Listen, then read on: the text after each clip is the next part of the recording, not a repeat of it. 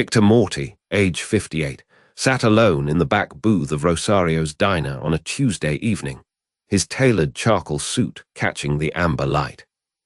Elena Rossi, the petite waitress with expressive hazel eyes, approached his table with a nervous smile, coffee pot in hand. Victor's deep-set brown eyes, marked by decades of hard choices, studied her face for a long moment without speaking. She poured his coffee, her delicate hands steady despite the tension radiating from the man across from her. Tommy Russ entered through the front door, his athletic frame tense, his steel-blue eyes scanning the diner with predatory focus. Frank DeMarco sat 2 booths away, pretending to read the sports section, his wire-rimmed glasses reflecting a quiet awareness of everything around him. Victor's distinctive scar, running from left cheekbone to jaw, caught the light as he leaned forward slightly, his voice dropping to barely audible. Elena froze mid-step, coffee pot suspended, as Victor's words, "You're in danger, pretend I'm your dad," hung in the silence between them. Her hazel eyes widened, confusion and fear flickering across her heart-shaped face in equal measure. Victor's gaze shifted pointedly toward Tommy, then back to Elena, a subtle gesture carrying unmistakable weight. Tommy's smirk faltered for half a second, a crack in his composed exterior that suggested he'd caught something between them. Elena's mind spun as she set down the pot with a soft clink, her body moving on instinct while her thoughts scattered. Frank adjusted his wire-rimmed glasses, his grandfatherly face tightening with sudden understanding of what was unfolding. Victor's hand reached into his jacket pocket with deliberate slowness, pulling out a worn leather wallet. He extracted a photograph, old, creased, showing a younger version of himself with a woman and a small girl. Elena's breath caught as she recognized the child's face. The resemblance to her own was unmistakable. Tommy stood from his chair across the diner, his jaw clenching, his hand moving instinctively toward his inner blazer. Frank rose as well, blocking Tommy's path with the casual movement of a man accustomed to preventing bloodshed. Victor's voice, gravelly and heavy with something Elena had never heard before, grief, perhaps regret, continued softly, "Your mother wanted better for you." Elena's fingers trembled as she reached for the photograph, her large expressive eyes filling with unshed tears. The diner around them seemed to hold its breath. The hum of the refrigerator, the distant clink of dishes in the kitchen, the weight of decades of secrets about to crack open. Victor's words came slower now, each one deliberate. "There are men who know what you mean to me, and they'll use that against me." Elena's voice emerged barely a whisper. "I don't understand. Who are you?" Victor's thick scar seemed deeper in the diner's harsh fluorescent light as he met her eyes. "I'm your father." Tommy Russell's face flushed with rage and calculation, realizing in that moment that his long-awaited opportunity to strike at Victor had just shifted entirely. Frank's presence solidified between them, a wall of loyalty that had weathered 40 years of business beside Victor Morty. Elena stared at the photograph, then at the scarred man in the tailored suit, her entire 19-year-old life suddenly reframed in seconds. Victor's subtle frown lines deepened. "I built an empire, but I never built a life with you, and that's the only thing I actually regret." The waitress's apron felt too tight, the diner walls too close, as Elena realized she'd just been handed a death sentence or salvation. She wasn't sure which. Tommy's cold eyes promised consequences, his predatory smirk returning with new meaning. He would use this confession against Victor, exploit this unexpected vulnerability. Frank's compassionate brown eyes met Elena's for just a moment, communicating silently that some people in that diner could be trusted, and others could not. Victor stood, his imposing 6'1" frame blocking out the light behind him. "I don't have much time. They're coming for me, and they'll come for you unless you listen." Elena found herself nodding, her body responding to an authority and truth she didn't yet understand, but felt deeply. Victor slid the photograph across the table toward her. "Keep this, and remember, in my world, knowing who you are is the only currency that matters." The photograph sat between them like a bridge and a bomb, connecting them and threatening to destroy everything simultaneously. As Victor turned to leave, Frank following close beside him, Elena clutched the worn leather photograph, aware that her life had fractured and reformed in a single whispered confession. Tommy Russ watched them exit, his mind already working angles, his ambition sensing an opening in the fortress of Victor Morty's emotional armor. Elena remained standing in the middle of the diner, apron still on, holding her father's face in a photograph she'd never known existed, while the other diners returned to their meals unaware that everything had changed. Elena Rossi's alarm clock reads 5:47 a.m. She silences it before it wakes her roommate sleeping behind the thin studio apartment wall. She stands in the kitchenette wearing an old Columbia University t-shirt, staring at the acceptance letter taped above the stove, its edges yellowed from 3 years of heat and hope.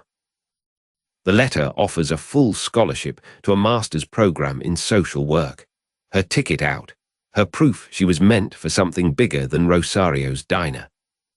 Elena's reflection in the bathroom mirror shows dark circles under hazel eyes. She's been picking up double shifts again to save money for fall semester. At Rosario's diner, she ties her white apron with practiced efficiency, its threads worn from 1,000 shifts, her sanctuary and her cage all at once. The morning sun cuts through the diner's front windows, illuminating vinyl booths the color of dried blood. Formica counters sticky despite her nightly scrubbing. Old Italian men in caps sit in their regular corner booth, nursing black coffee and discussing horses. Elena knows their names, their orders, their loneliness. She pours refills with genuine warmth, remembering that Mr. Gambino's daughter never calls, that Mr. Ziti lost his wife last winter, that kindness costs nothing. Elena's co-worker Donna, a 52-year-old lifer with frosted tips and weary eyes, whispers that Elena's wasted here, that her brains will rot if she stays much longer. During the lunch rush, Elena balances 3 plates along one arm while taking an order from a construction worker, moving with the fluid grace of someone born to service. A young couple sits in the corner booth, holding hands across menus they haven't opened, absorbed in each other. Elena watches them and aches for that certainty. She wonders what it feels like to be loved that completely, to have someone choose you, to matter to one person the way she matters to strangers. After her shift ends at 3, Elena changes into jeans and a sweater, her tips folded carefully into an envelope marked Columbia in her careful handwriting. She sits in Washington Square Park, the envelope in her lap, watching students half her age hurry between classes with the arrogance of those who belong. An older woman on the bench beside her notices the envelope, smiles knowingly, and Elena feels seen in a way that makes her throat tight. Elena's small studio apartment holds a desk piled with books borrowed from the public library, their due dates marked in her planner with color-coded precision. She reads about trauma, about resilience, about how broken childhoods can be transformed into purpose, believing fiercely that understanding suffering makes you equipped to heal it. A framed photo on her nightstand shows a woman with dark hair and sad eyes, her mother, who died when Elena was 16, a cancer that moved fast. Her mother had worked 2 jobs, never married, never complained, and left Elena with a bone-deep belief that decent people suffer quietly and love unconditionally. Elena's father remains a blur, a man her mother mentioned only once, her voice tight. He's not part of our story, Tesoro, and we're better for it. She inherited her mother's olive skin, her expressive eyes, her inability to turn away from people in pain, and her terrifying capacity to see the best in broken things. That evening, Elena makes pasta from scratch, her mother's recipe, the one ritual that connects her to the woman who raised her alone and loved her completely. She stirs the sauce slowly, watching it transform from separate ingredients into something unified and warm, thinking about how people are like that too. Her neighbor, Mrs. Chen, stops by with steamed dumplings, a trade they've made for months. Elena offers her tea, and they sit in comfortable silence on the fire escape. Mrs. Chen's daughter, a federal agent, had mentioned once that the world needed people like Elena, people who saw humanity in everyone. Elena dismissed it as kindness. But the words stayed with her, a seed planted in dark soil. Maybe her life here, her empathy, her willingness to understand, meant something larger than she could yet see. At night, Elena lies in bed and writes in her journal, tracing the shape of her ambitions. To help people find themselves, to make loneliness matter less, to be brave enough to change things. She dreams in that small apartment of becoming someone who could walk into the worst rooms and leave light behind, who could turn her mother's sacrifice into meaning. Elena Rossi, at 26, is 5 years away from the photograph, 5 years away from the whispered warning, 5 years away from learning that everything about herself was a story someone else had already written. But tonight, she sleeps the sleep of someone who believes she still controls her own destiny, still has time to become exactly who she's decided to be. 30 years earlier, a young Victor Morty stands in a dimly lit back room of a struggling social club in Brooklyn, jaw clenched with hunger. Tommy Russo, then just 12 years old and scrawny, watches his older cousin Victor move stolen merchandise with quiet efficiency across the card tables. Frank DeMarco, then a thick-necked enforcer in his mid-20s, is already the kind of man people listen to. He nods at Victor's plan to expand into the waterfront docks. Victor's father, Carmine Morty, sits rigid in a leather chair, dying of emphysema, refusing to acknowledge his son's ambition because the old ways are crumbling anyway. When Carmine finally closes his eyes for the last time, Victor feels no grief, only clarity, the way a prisoner feels at the moment a cell door swings open. At the funeral, Victor wears a dark suit that doesn't yet fit him properly, and he speaks to Frank with absolute certainty. They will build something that lasts. Frank, moved by Victor's calm vision, pledges his loyalty without ceremony, understanding instantly that this young man will either rise to power or die trying. Tommy Russ attends the funeral as a sullen kid in an ill-fitting jacket, already calculating how he might position himself close to his ambitious cousin. Within 2 years, Victor has consolidated 3 competing operations into one, using strategic alliances instead of bloodshed, earning respect from old-timers who believed only violence created order. A nervous accountant named Salvatore presents Victor with ledgers showing their first million in profit, his hands trembling as if he's handing over a newborn child. Victor studies the numbers with the focus of a man who understands that power without wealth is just performance, and wealth without discretion is just noise. Frank sits across from him, suggesting they invest in legitimate businesses, restaurants, import companies, construction, to launder money and build cover for their real operations. Victor nods slowly, seeing it immediately. A network of ordinary businesses that bleeds seamlessly into the underworld, making them nearly invisible to law enforcement. Over the next 5 years, the Morty family expands methodically, acquiring property in Manhattan and Brooklyn, hiring local politicians through intermediaries, building infrastructure. Tommy Russo, now 18 and no longer scrawny, begins working as an enforcer, and Victor notices his cousin's ruthlessness, a hunger that mirrors his own but lacks patience or vision.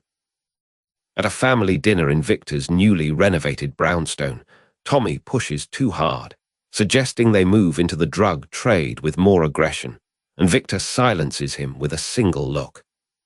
The look says, "You are useful, but you are not indispensable," a lesson Tommy understands but refuses to fully accept, filing it away as resentment. Victor meets Isabella at a gallery opening in Soho, a refined woman with dark eyes and a sadness that draws him like a flame draws moths. She is married to a federal prosecutor, unavailable in every way that matters, and Victor pursues her anyway because some part of him believes his will can reshape any boundary. Their affair lasts 6 months, stolen afternoons in a hotel on the Upper West Side, conversations where Victor speaks more honestly than he's learned to do with anyone in his organization. Isabella becomes pregnant and tells Victor immediately, her voice steady but her hands shaking, knowing the impossibility of what they've created together. Victor's first instinct is to solve it, find a way to make her his, absorb the cost. But Isabella is firm. She will have the child, raise her quietly, and Victor cannot be part of their lives. He argues, promises security, promises to change. But Isabella simply shakes her head, touching his scarred face with infinite gentleness and infinite distance. When Elena is born 3 years later, Victor hires a private investigator and learns that Isabella has named their daughter Elena Rossi, raised her in a modest apartment in Washington Heights, working as a social worker. He watches from a distance as Isabella teaches their daughter to read, to tie her shoes, to hold herself with a kind of grace that Victor recognizes as a direct rejection of everything he represents. For the first time in his adult life, Victor Morty experiences something that feels like helplessness, and he channels it into building an empire so large that perhaps one day it could offer their daughter protection. Frank DeMarco witnesses Victor's carefully hidden devotion and never speaks of it, understanding that some of a man's secrets are sacred, and a boss's weakness can destroy everything. Tommy Russ remains ignorant of Elena's existence, busy climbing the ranks through cruelty and cunning, convinced that one day he will rule the organization instead of Victor. When Isabella dies in a car accident, an accident that Victor's investigators suggest was no accident at all, Victor goes very quiet for 3 days, locked in his study, drinking scotch and saying nothing. On the 4th day, he emerges and calls a meeting with Frank, revealing the truth about his daughter for the first time, watching Frank's weathered face absorb the weight of this revelation. Frank, after a long silence, simply says, "Then we protect her, boss, no matter what it costs," and Victor feels something in his chest finally break open, just slightly. Victor secretly deposits money into a trust fund that Elena will discover only at age 21, ensuring his daughter has choices, has freedom, has a life far from the darkness he's cultivated. He instructs Frank to maintain a quiet watch on Elena as she grows.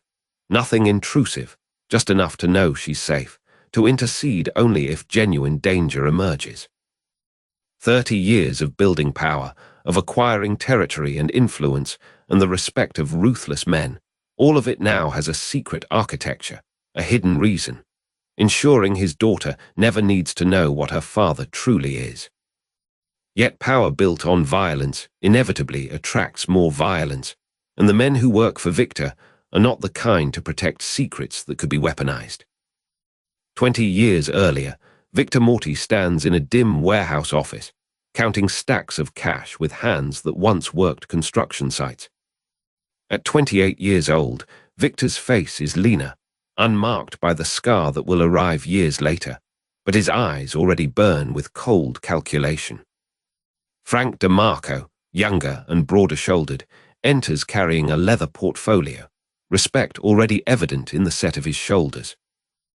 Victor looks up from the money, a slight smile crossing his mouth, the first hint of the man he is becoming. Frank places documents on the desk. 3 new operations, 2 rival territories, 1 opportunity that could change everything. "This is it," Victor says quietly, his voice steady and sure in a way that makes Frank understand he has already decided their fate. Through the warehouse window, the city glows at dusk, streets where Victor once struggled, now ready to be claimed. Victor thinks of Isabella, pregnant with a daughter somewhere across the city, a life he cannot touch but must protect. The separation feels like drowning while standing on solid ground, but Victor has already learned that power requires sacrifice. He stands, straightens his early suit, not yet tailored, not yet expensive, and tells Frank, "We move on Castellano's territory next month." Frank nods, understanding that Victor has chosen ambition over mercy, control over connection, the empire over the man he might have been. In those early days, Victor is still learning the machinery of violence, how to delegate it, how to make it impersonal, how to sleep at night. He meets with older bosses in back rooms, learns which palms to grease, which rivals to eliminate, which police to own. Each decision hardens him slightly, like water freezing layer by layer until the warmth inside becomes unreachable. Years pass in montage, Victor acquiring properties, expanding operations, building alliances that feel like friendships but are really just leverage. Tommy Russo appears in this timeline as a young man, hungry and sharp, already showing the cold ambition that will later threaten everything. Victor sees himself in Tommy's eyes, that raw hunger, and decides to elevate him, believing he can shape the boy's loyalty through advancement. It is Victor's first major error, though he will not realize it for decades. By his mid-40s, Victor Morty commands respect in rooms where men decide who lives and dies, who builds and who disappears. The scar on his left cheek is new, earned in a negotiation that went wrong, a reminder that even bosses bleed. But Frank DeMarco is always beside him now, a true friend hidden inside the structure of business, the only person Victor trusts completely. Frank knows about Isabella, knows about Elena, keeps the secret with the kind of loyalty that transcends obligation. Victor has built a second, invisible empire just for Elena. Anonymous accounts, property deeds, insurance policies, educational trusts. None of it will ever be known to her, but every decision he makes as a crime boss includes the question, is this safe for my daughter? One evening, Victor receives news that Isabella is sick, growing sicker, that she may not survive the year. He does not cry. He has learned that emotions are a kind of weakness he cannot afford, but something inside him fractures silently. He instructs Frank to increase Elena's protections, to quietly watch over her as she grows, to ensure no one ever connects her to Victor Morty. If anything happens to me, Victor tells Frank in a quiet moment, she has to be protected. She has to stay clean. Frank promises, and both men understand that this daughter has become the true reason Victor's empire exists. By 50, Victor has consolidated power to the point where his authority is rarely questioned, where his decisions reshape the criminal landscape. Tommy Russ remains beneath him, still climbing, still hungry, increasingly frustrated by Victor's seeming sentimentality regarding loyalty and honor. Victor begins to notice that Tommy watches him differently, calculates differently, dreams of a day when the old boss will be removed. But Victor also sees that Tommy is brilliant, dangerous, and useful, so he keeps him close, elevated but not quite equal. It is a careful balance, like holding a knife by the blade, knowing you will be cut but needing to control what cuts you. Victor thinks of Elena often, especially at night when sleep comes hard and his mind wanders to the life he cannot have. He sees her once from a distance when she is 17, helping her mother into a building, her face so like Isabella's that his heart actually stops. He never approaches her, never speaks to her, but that single moment becomes a kind of anchor, proof that something innocent still exists. As Victor approaches 58, his empire is absolute, his wealth immeasurable, his power undisputed in his territory and beyond. But he also understands that he has built a kingdom on a foundation of secrets, that the most dangerous threat is not a rival boss, but his own lieutenant's ambition. He wonders sometimes if Isabella was right, if keeping Elena away from him was the only merciful thing she could have done.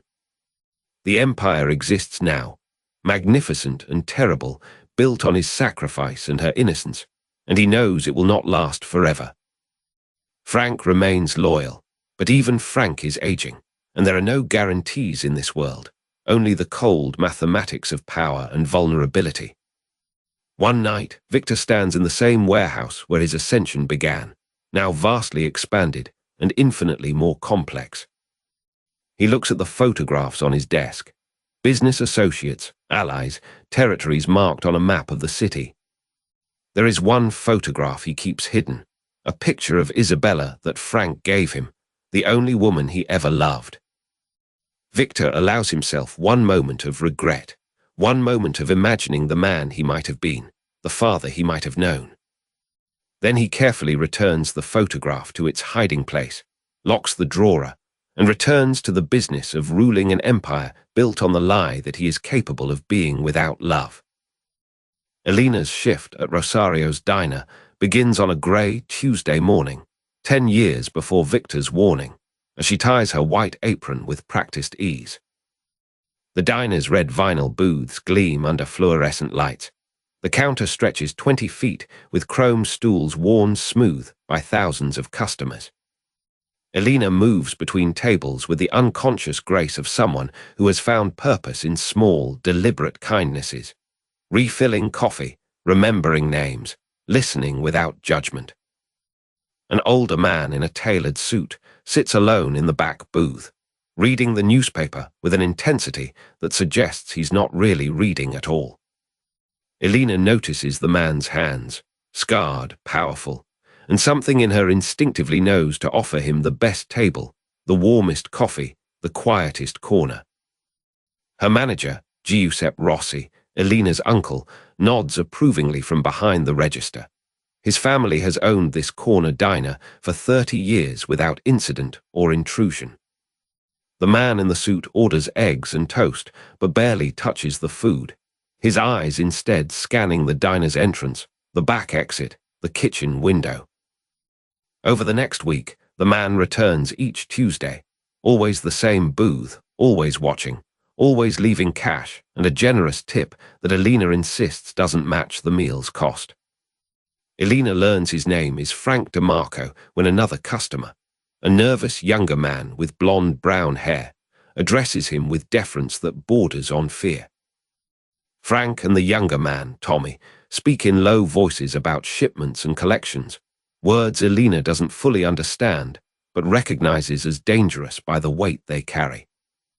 Giuseppe pulls Elena aside one evening and tells her to stop asking questions, to serve and smile, and forget what she overhears, old family instinct.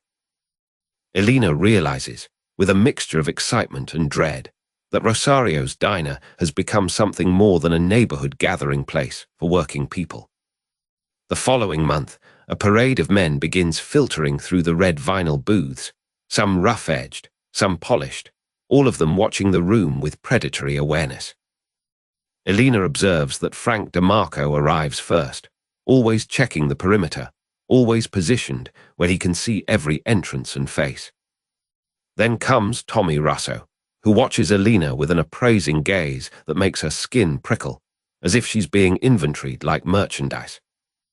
Finally, one Tuesday in November, an imposing man with salt and pepper hair and a distinctive scar enters the diner like a king claiming his throne. Victor Morty sits in Frank's booth. The energy in the room shifts. The air grows heavier. Conversations drop to whispers. Even the kitchen sounds seem muted. Elena approaches the table with her order pad, her heart inexplicably racing, as if some ancient part of her recognizes something her conscious mind cannot name. Victor looks up at her with deep-set brown eyes that seem to contain both infinite hardness and unexpected warmth, and something in his expression flickers, recognition, longing, quickly suppressed. He orders coffee, black, and watches Elena walk away with an intensity that Frank DeMarco notices and understands, his weathered face growing heavy with the weight of secrets. Tommy Russ also notices Victor's gaze lingering on Elena, and in that observation, a dangerous seed is planted, a seed that will grow into obsession and leverage. Over the following months, Victor begins arriving at the diner twice weekly, always at odd hours when fewer people are present, always ordering the same black coffee he barely drinks. Elena serves him without pretense, bringing extra napkins and refilling his cup before it empties, performing small acts of care that feel instinctive, almost maternal in their gentleness. Giuseppe warns Elena again to keep her distance, to remember that men like these operate in a world that devours innocent people, but Elena cannot fully obey. She finds herself hoping Victor will arrive on certain shifts, notices the slight softening around his mouth when he sees her, the way his scarred hands relax on the table. One evening, as Elena closes the diner, Victor sits alone in his booth, and she feels the force of his attention like gravity, pulling her toward something she cannot resist. He speaks to her for the first time, his voice unexpectedly gentle. "You have good instincts, Elena. Trust them, and trust that some people notice kindness more than others." Elena's hands tremble slightly as she refills his cup, understanding without understanding that this man has entered her life to stay, that his presence will change everything. Frank DeMarco watches from the counter, his kind eyes sad, as if he's witnessing the collision of two worlds that should never have met. Tommy Russo, lingering near the kitchen, catalogues the moment, Victor's unguarded softness, Elena's unconscious reciprocation, and smiles the smile of a predator identifying a weakness. By winter, Rosario's diner on the corner has become an unofficial headquarters, a place where criminal empires are managed and ambitions are negotiated over pie and coffee. Yet beneath the diner's ordinary surface, the red vinyl, the chrome, the humming coolers, something far more human is happening. A father is learning to see his daughter without claiming her. Elena begins to understand that the world is larger and darker than her textbooks suggested, but also that kindness and recognition can exist even in spaces built on violence and secrets.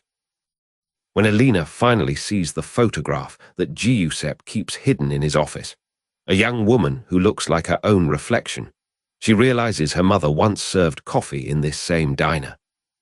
The diner, she understands, is not just a place of business. It is a nexus where the hidden architecture of her life was constructed, where her mother and father once looked at each other across these same booths. Elena locks up the diner one cold December evening, her apron stained with the day's work, and feels the weight of inheritance, not of money or power, but of the complicated love that built this place. The corner diner stands quiet under winter stars, ordinary and extraordinary, a stage where family and empire, innocence and violence continue their slow, delicate dance. Elena pushes open the diner's heavy glass door on a cold Tuesday morning, clutching a handwritten note from her uncle Giuseppe offering her the permanent waitress position. Her hands tremor as she rereads the offer letter in the staff room, realizing this job means she can finally afford her Columbia tuition without taking on more loans. Elena ties her white apron around her waist and catches her reflection in the mirror. The same diner uniform her mother wore decades ago, a fact she doesn't yet fully comprehend. Detective Sarah Chen sits across from Elena in a small federal office, sliding a photograph of Rosario's diner across the metal table with deliberate precision. Sarah's composed voice explains that the diner has become a known meeting place for organized crime, and they need someone on the inside, someone innocent-looking, someone who fits naturally into that world. Elena's stomach twists as she learns she would be gathering information, recording conversations, becoming the eyes and ears of federal law enforcement while serving coffee and taking orders. Sarah shows Elena photographs of known associates, faces of dangerous men, and Elena's breath catches when she sees a tall man with salt and pepper hair and a distinctive scar, though she doesn't recognize him. Elena says yes to the operation that morning, not understanding the full weight of what she's agreeing to, telling herself it's about justice, about helping her community, about being brave. The federal office gives her a small recording device disguised as a compact mirror, which Elena practices concealing in her apron pocket during a tense technical briefing.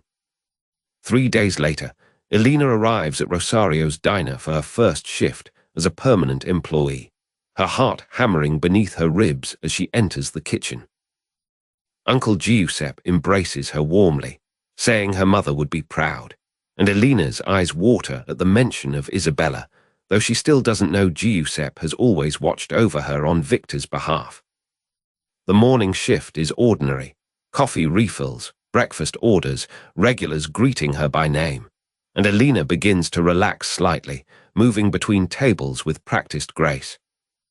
At 10:47 a.m., the diner door opens and Frank DeMarco enters alone, settling into his usual booth by the window, and Elena serves him with the natural ease of someone who has done this before. Frank studies Elena's face as she pours his coffee, and something in his weathered expression shifts. A flicker of sadness, of knowing, of protective concern that Elena doesn't fully understand. Frank asks how she's settling into the full-time position, and Elena responds brightly that she's grateful, that she needs the steady income for her studies, that everything feels right about working here. As Elena turns to leave, Frank reaches out and gently touches her wrist, a gesture brief but weighted with unspoken meaning, and tells her to be careful, to stay aware of her surroundings. Elena laughs nervously, assuming Frank means the usual waitressing hazards, but his expression remains serious, his kind brown eyes searching hers with an intensity that unnerves her. That afternoon, during the slow period, Elena practices activating the recording device in the bathroom, her hands shaking as she hides it again in her apron, feeling like an imposter in her own skin. She stands alone in the diner's hallway between the kitchen and dining room, pressing her forehead against the cool wall, wondering if she's made a terrible mistake. The diner fills again at dinner time, and Elena moves through her shift mechanically, serving tables while her mind spirals with questions about what she's really doing here. At 7:15 p.m., Victor Morty walks through the glass doors, his broad frame filling the entrance, his tailored charcoal suit marking him as someone important, though Elena still has no idea who he is. Victor's deep-set brown eyes scan the diner with the measured assessment of a man accustomed to control, and they briefly catch Elena's face as she carries plates from the kitchen. Something flickers across Victor's scarred face, a tightness around his mouth, a subtle tensing of his jaw, as he observes his unacknowledged daughter moving through her shift with innocent determination. Victor sits at his usual table near the back, and Elena approaches with professional courtesy, asking what he'd like tonight, her voice steady though her pulse quickens inexplicably in his presence. Victor orders simply, pasta, coffee, water, and his deep voice carries the weight of authority that makes Elena realize this man is important, dangerous perhaps, though she cannot articulate why. As Elena turns away, Victor watches her move back toward the kitchen, and his scarred face softens almost imperceptibly, a fleeting expression of yearning crossing his features before the hardness returns. Frank DeMarco arrives at 8 p.m.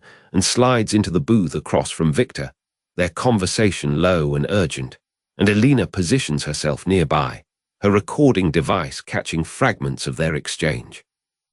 Victor mentions that the girl looks tired, that he wants her safe, that certain operations need to be moved away from the diner, and Frank nods with quiet agreement, their loyalty to each other evident even in whispered words. Elena feels the weight of the recording device in her pocket like a stone, realizing with sudden clarity that she is now caught between worlds, the innocent daughter and the federal informant. At the end of her shift, Elena removes her apron with trembling fingers and sits in the staff room, listening back to the recorded fragments, hearing men discuss violence and territory and money in tones of absolute certainty. She thinks of her mother, of the photograph her uncle showed her once of Isabella working in this same diner, and wonders if her mother ever felt this divided, this caught. Elena walks home through the cold streets, the February wind cutting through her coat, and she allows herself to cry, not from fear, but from the realization that her ordinary life ended the moment she said yes. She climbs the stairs to her small studio apartment and lies in bed fully clothed, staring at the ceiling, understanding that she has just taken the first step into a labyrinth she may never escape. Her last thought before sleep arrives is of Frank DeMarco's gentle touch on her wrist and his warning to be careful, a warning that felt less like advice and more like a prayer. Elena tied her apron strings for the third time that morning, hands trembling slightly as she studied the diner's mirror. The November light fell grey and flat across the checkered floor of Rosario's diner, ordinary and cold. A black sedan pulled up outside. 3 men in dark suits exited, moving with the synchronized ease of people accustomed to controlling rooms. Victor Morty entered first, his broad frame filling the doorway, and Elena's stomach dropped. She recognized him from the photograph Detective Chen had shown her weeks ago. Frank DeMarco followed, his grandfatherly face somehow more unsettling now that Elena understood what he truly was. Tommy Russo came last, his blonde-streaked hair catching the light, his cold blue eyes scanning the diner with predatory calculation. Elena forced herself to breathe, to move naturally, as if her heart wasn't hammering against her ribs like a trapped bird. She grabbed the coffee pot and approached their usual booth in the back corner, the one Giuseppe always left clear for them. Victor looked up as she approached, and something flickered across his scarred face, surprise, perhaps, or recognition of her fear. 3 coffees, Frank said gently, his kind brown eyes behind wire-rimmed glasses softening with what might have been concern. Elena poured with steady hands, grateful for the muscle memory that her fear could not override, the simple mechanics of service. Tommy watched her movements with an unsettling intensity, his thin scarred face tilted slightly, as if calculating something about her presence. "You're new," Tommy said, his voice smooth as oil, his permanent smirk sharpening. "Or newer, anyway." Elena met his gaze briefly, remembering Detective Chen's instructions to act natural, to gather intelligence without drawing suspicion. "Been here 6 months," she said. Victor shifted in the booth, a subtle movement that seemed to claim space between Tommy and Elena, his salt and pepper hair catching the diner light. "She's Giuseppe's niece," Frank interjected quietly, his weathered face settling into neutral benevolence. "Good girl, works hard." Tommy's smirk deepened, suggesting he'd filed this information away for future use, a leverage point to be examined later. Elena excused herself to take their order, her hand moving to her notepad with practiced automaticity, though her mind was fragmenting. From behind the counter, washing glasses, she watched them talk, low, urgent voices that she strained to hear without appearing to listen. Victor's deep voice rumbled something about territory and the Russians, while Tommy's colder tone suggested disagreement, a friction barely concealed by professional civility. Frank's interjections were measured, peacekeeping, the language of a man long accustomed to managing tension between ambitious men. What struck Elena most, though, was not the criminal content of their conversation. Detective Chen had prepared her for that, but the way Victor occasionally glanced toward the counter where Elena stood. Not predatory, not threatening, almost protective. His gaze would drift to her, linger for a moment, then return to the negotiation with Tommy, as if making sure she was safe in her own workspace. When she brought their food, eggs and toast for Frank, omelette for Tommy, fish and vegetables for Victor, she noticed something else unusual. Victor ate slowly, almost absently, his focus fragmenting, whereas Tommy consumed with sharp, efficient bites, all animal purpose. Frank sat between them like a buffer, his kind eyes occasionally moving to Victor with an expression Elena could not quite name, resignation, perhaps, or deep, weathered sadness. "More coffee," Elena offered, and Victor looked up at her directly, his dark brown eyes holding hers for a beat longer than necessary. In that moment, Elena felt something crack inside her carefully constructed facade of indifference, a recognition, biological and inexplicable, as if her body knew something her conscious mind was still denying. "Yes, thank you," Victor said quietly, his voice carrying a note of gentleness that seemed utterly at odds with the scar on his face and the reputation Detective Chen had outlined. Tommy noticed the exchange, and his cold blue eyes narrowed with interest, the look of a predator who has sensed a weakness in the pack structure. Elena refilled all 3 cups, acutely aware that she was being observed, calibrated, placed within some larger strategic framework she did not yet understand. When she returned to the kitchen, Giuseppe's voice came low. "You okay, Bella? You look like you've seen a ghost." "I'm fine," Elena said, forcing a smile. "Just busy shift, lots to remember." Through the kitchen pass-through window, she continued watching them, her body moving on autopilot, clearing other tables, refilling salt shakers, performing the choreography of waitress work. What Detective Chen had not adequately conveyed was the strangeness of proximity, how different the reality of these men was from the file photographs and briefing documents. Victor, for all his documented ruthlessness, carried himself with a kind of weary inevitability, as if power were a burden rather than a pleasure. Tommy radiated something darker, more hungry, a man ascending, not defending, and therefore dangerous in ways that went beyond mere violence. Frank moved between them like a man who had made a choice long ago and was living with its consequences. When they finished eating, Victor placed cash on the table, more than the bill, Elena noted, a gesture that might have been simple generosity or something more complicated. "Thank you," he said again, directly to Elena, as if the words carried weight beyond their literal meaning. Tommy stood, buttoning his blazer, his gaze lingering on Elena one final moment before he turned toward the door, a look that felt like a threat being filed away. Frank followed, pausing briefly to pat Elena's shoulder with grandfatherly warmth. "You're a good girl," he said quietly. "Be careful who you trust." After they left, the diner seemed to exhale, the ordinary world of coffee and grilled cheese and morning regulars reasserting itself like a surface after submersion. Elena found her hands shaking as she collected the abandoned booth, and she realized that Victor Morty, this man she was supposed to be gathering intelligence on, had somehow looked at her with recognition. Not romantic, not predatory, but something deeper and more troubling.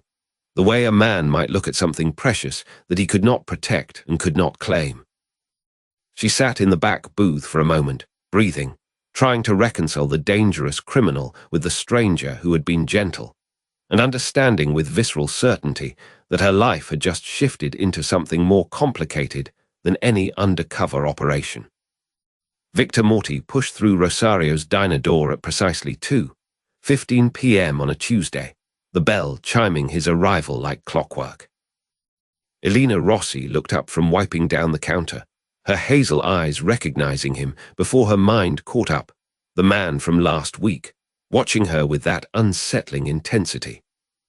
He chose the corner booth, the one with sight lines to the kitchen and front entrance, settling his broad frame against worn red vinyl with practiced ease.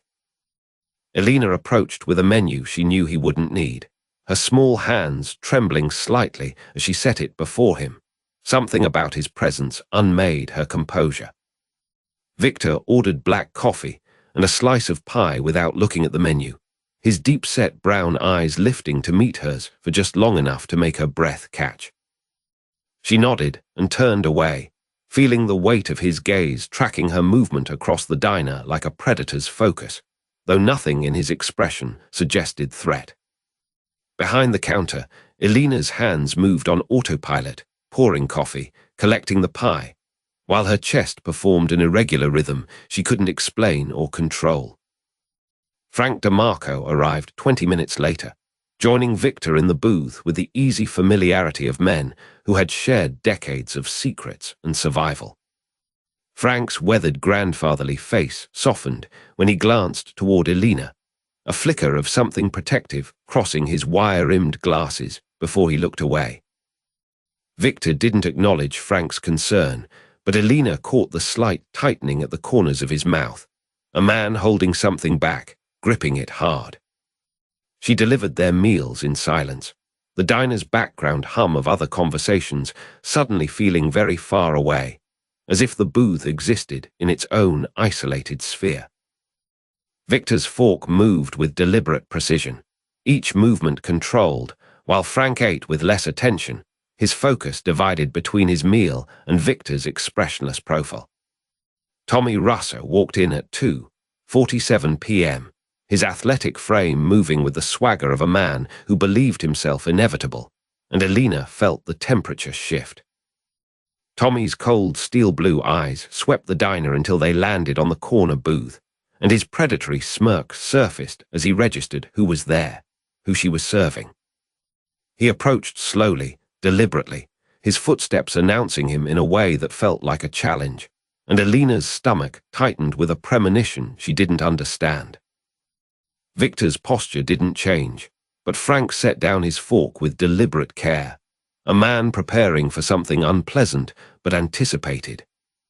Tommy slid into the booth beside Frank, his tailored blazer creasing as he moved, his presence radiating the kind of ambition that wore violence like cologne. "The girl's getting prettier," Tommy said, loud enough for Elena to hear, his tone playful on the surface but with teeth underneath. Victor's head turned toward Tommy with glacial slowness, and in that moment, Elena saw something prehistoric flicker behind his deep-set eyes, a warning, ancient and primal. The diner seemed to hold its breath. Other patrons continued eating, unaware they were in the proximity of men calculating the geometry of power and allegiance. Frank coughed gently, a small intervention, and Tommy's smile tightened, the corners of his mouth staying fixed while his eyes recalibrated the distance between ambition and catastrophe. "She's learning the work," Frank said smoothly, filling the silence with a kind of mundane reassurance that only underscored its fragility. Elena disappeared into the kitchen, her heart hammering, her hands gripping the counter's edge as she tried to make sense of what she just witnessed. Uncle Giuseppe was prepping vegetables, unaware of the temperature shift in the dining room, moving through his work with the obliviousness of a man who'd learned not to look too closely. She returned to the booth minutes later with refills, her movements careful, her face arranged into the neutral expression of professional service. Victor accepted the coffee without comment, but his left hand shifted slightly on the table, an almost imperceptible gesture, and Tommy's jaw clenched in response. For the next hour, the booth existed as a study in tension. 3 men, one transaction of power and dominance conducted in the language of silence and subtle repositioning. Elena moved through her other tables on autopilot, but her awareness remained tethered to that corner booth, to the man with the scarred cheek and salt and pepper hair, to the inexplicable pull she felt. At 3:52 p.m., Victor stood, Frank rising with him like an echo of obedience or loyalty. Elena couldn't distinguish between them. Tommy remained seated for a moment longer, a small defiance, before sliding out of the booth with the deliberate slowness of a man making a point. Victor approached the register where Elena stood, and for a moment they existed in a strange bubble of proximity, the rest of the diner falling away. He withdrew his wallet, removed bills, with the economical precision of a man who never counted his money, because counting implied doubt about its sufficiency. "You're doing well here," he said quietly, his voice a low rasp that made something in her chest rearrange itself. Elena took the payment, her fingers briefly coming into contact with his, and she felt it like electricity, recognition, kinship, some biological language her body understood before her mind. "Thank you," she managed, her voice smaller than she intended. Victor held her gaze for a moment that stretched beyond propriety, and she saw something in his expression that looked almost like regret, like a man carrying a weight that would break him if he set it down. Then he turned away, his broad-shouldered frame moving toward the door with Frank in his shadow, Tommy trailing behind with that predatory awareness still burning in his eyes. The bell chimed. They were gone. The diner exhaled. Elena stood at the register, the bills folded in her hand, feeling fundamentally altered by an interaction that had contained almost no words, and yet communicated volumes she couldn't articulate. Frank DeMarco's words from her first shift returned to her. Be careful. She understood now, more fully, that the warning wasn't about physical danger. It was about a door that was slowly opening, and that stepping through it would change everything. She looked at Uncle Giuseppe, still prepping in the kitchen, unaware that his diner had become a stage for a drama that predated her, that involved her, that would reshape her life. The afternoon light shifted through the diner's windows, golden and ordinary, indifferent to the invisible currents running beneath surfaces, to the dangerous mathematics of family and empire and secrets kept like relics. At 4:15 p.m., Elena went to the back room and called Detective Sarah Chen, her voice quiet and urgent, reporting what she'd observed but unable to name what she'd felt. Sarah Chen listened with her composed, stoic expression, audible even through the phone line, her response carefully neutral, asking questions that didn't quite reach the emotional depth of what Elena needed to express. Elena arrives for her afternoon shift and notices Victor already seated in his usual corner booth, reading a newspaper with Frank beside him. Frank catches Elena's eye and gives her a subtle nod, a signal she has learned means, be careful what you say, how you listen, what you remember. Tommy Russ enters through the back door without knocking, moving through the diner like he owns it, and slides into the booth across from Victor. Elena's hands tremble slightly as she approaches with her notepad, understanding now that these moments are performances with invisible rules. Victor glances up from his newspaper and meets Elena's gaze with that same inexplicable warmth, then deliberately looks away first. Tommy leans forward and speaks in low tones about a shipment, a name Elena doesn't recognize, a number that makes Victor's jaw tighten. Elena pours coffee with studied precision, keeping her face blank, aware that every gesture is being observed and calculated by three powerful men. Frank asks Elena a mundane question about the soup special, a deliberate interruption that shifts the conversation to surface pleasantries. Elena recognizes the technique now. Frank is teaching her without words that some conversations are not for her ears, that discretion is survival. After she walks away, Tommy's voice drops even lower, but Elena catches fragments. Vulnerability, exploit, the daughter he mentioned once before. Her breath catches. She knows they're discussing Victor, but the implications remain opaque, dangerous, just beyond her comprehension. Victor stands abruptly, drops cash on the table, and leaves without finishing his coffee, a gesture so deliberate it feels like a warning. Tommy watches Victor go with that predatory smirk, and Frank's weathered face hardens into something Elena has never seen before, genuine anger. Elena clears the booth slowly, collecting the abandoned cup, and Frank's voice stops her with quiet firmness. Some things you don't write down. She turns to him, confused, and Frank removes his wire-rimmed glasses, revealing eyes that are kind but unmistakably serious. The federal people, Frank continues softly, they don't need to know everything said in this diner. You understand? Elena feels the ground shift beneath her. This is not a suggestion, it is a rule, and Frank knows she has been recording conversations. She nods slowly, unable to deny the truth, and Frank replaces his glasses with careful, deliberate movements. Your mother came here once, Frank says, his voice carrying the weight of old memory. She understood discretion. It kept her alive. The mention of her mother, dead 3 years now, her life a mystery Elena is only beginning to excavate, stops Elena's heart. Frank watches her process this information, then adds, some loyalties matter more than laws. Remember that. He returns to his newspaper as though nothing has been said, but everything between them has shifted into new territory. Elena moves through her shift mechanically, refilling cups, taking orders, her mind spiraling with questions she now understands she cannot ask. When Detective Chen calls that evening, Elena hears herself say, "I need to reduce the recordings. I'm missing context." There is a long silence on the other end, and Chen's voice becomes sharp. "You're an informant, Elena. Context is irrelevant. Facts matter." But Elena knows now that facts without loyalty are just betrayal in slow motion, and loyalty without understanding is blindness. She tells Chen she'll call back and sits in her studio apartment, staring at her mother's photograph on the shelf. The photograph shows her mother's face, a face Elena inherited, and an expression of resignation that suddenly seems less passive and more protective. Her mother worked at Rosario's diner. Her mother died. Her mother kept a secret so profound that Frank DeMarco still carries its weight. Elena realizes she's been asking the wrong questions. The real question is not what the federal government wants to know, but what her mother died protecting.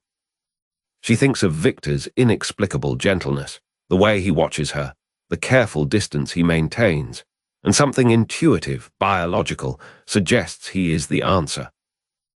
But asking directly would violate the unspoken rule Frank has just taught her. In this world, knowledge is dangerous, and some questions destroy the person who asks them. Elena calls Frank the next morning and asks if she can meet him before her shift, not at the diner, but somewhere private. Frank agrees with a simple yes, no questions asked, and Elena feels for the first time that someone in this world truly sees her, all of her. They meet at a small park near the waterfront, away from the diner's listening walls, and Frank speaks in measured, careful sentences. "Your mother was a good woman," Frank begins, "and she made choices that kept you safe. The diner is a place of unspoken rules for a reason."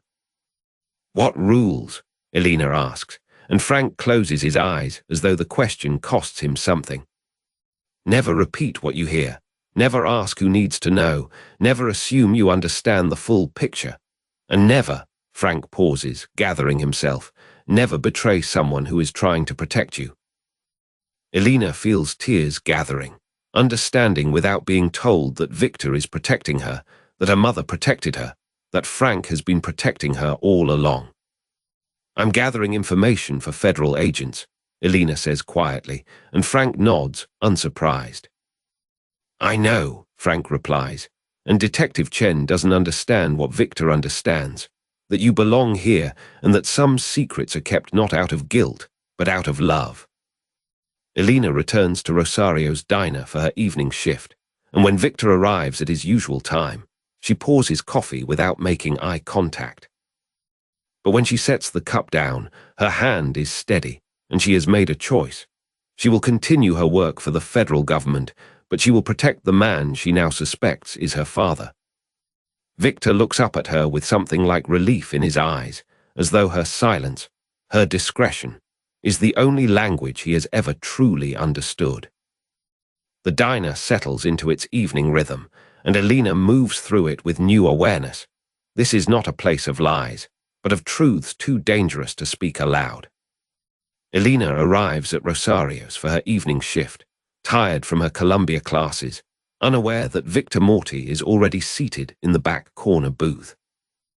Victor watches her hang her coat, noticing the same unconscious grace her mother once carried, a gentleness in how she moves through the crowded diner. Elena approaches Victor's booth with her notepad, feeling the familiar pull of his gaze, the weight of something unnamed between them that grows heavier each time they meet. Victor orders his usual espresso, but his eyes linger on Elena's face longer than necessary, searching for something he hasn't allowed himself to name aloud. Frank DeMarco sits across from Victor, reading a newspaper, occasionally glancing up at the interaction between his boss and the young waitress with quiet, knowing resignation.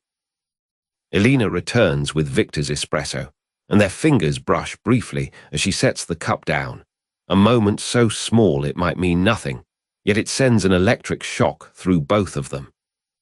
Victor notices the small beauty mark above Elena's upper lip, the same mark he remembers from photographs of Isabella, his lost love, and his throat tightens with an ache he spent 18 years learning to suppress.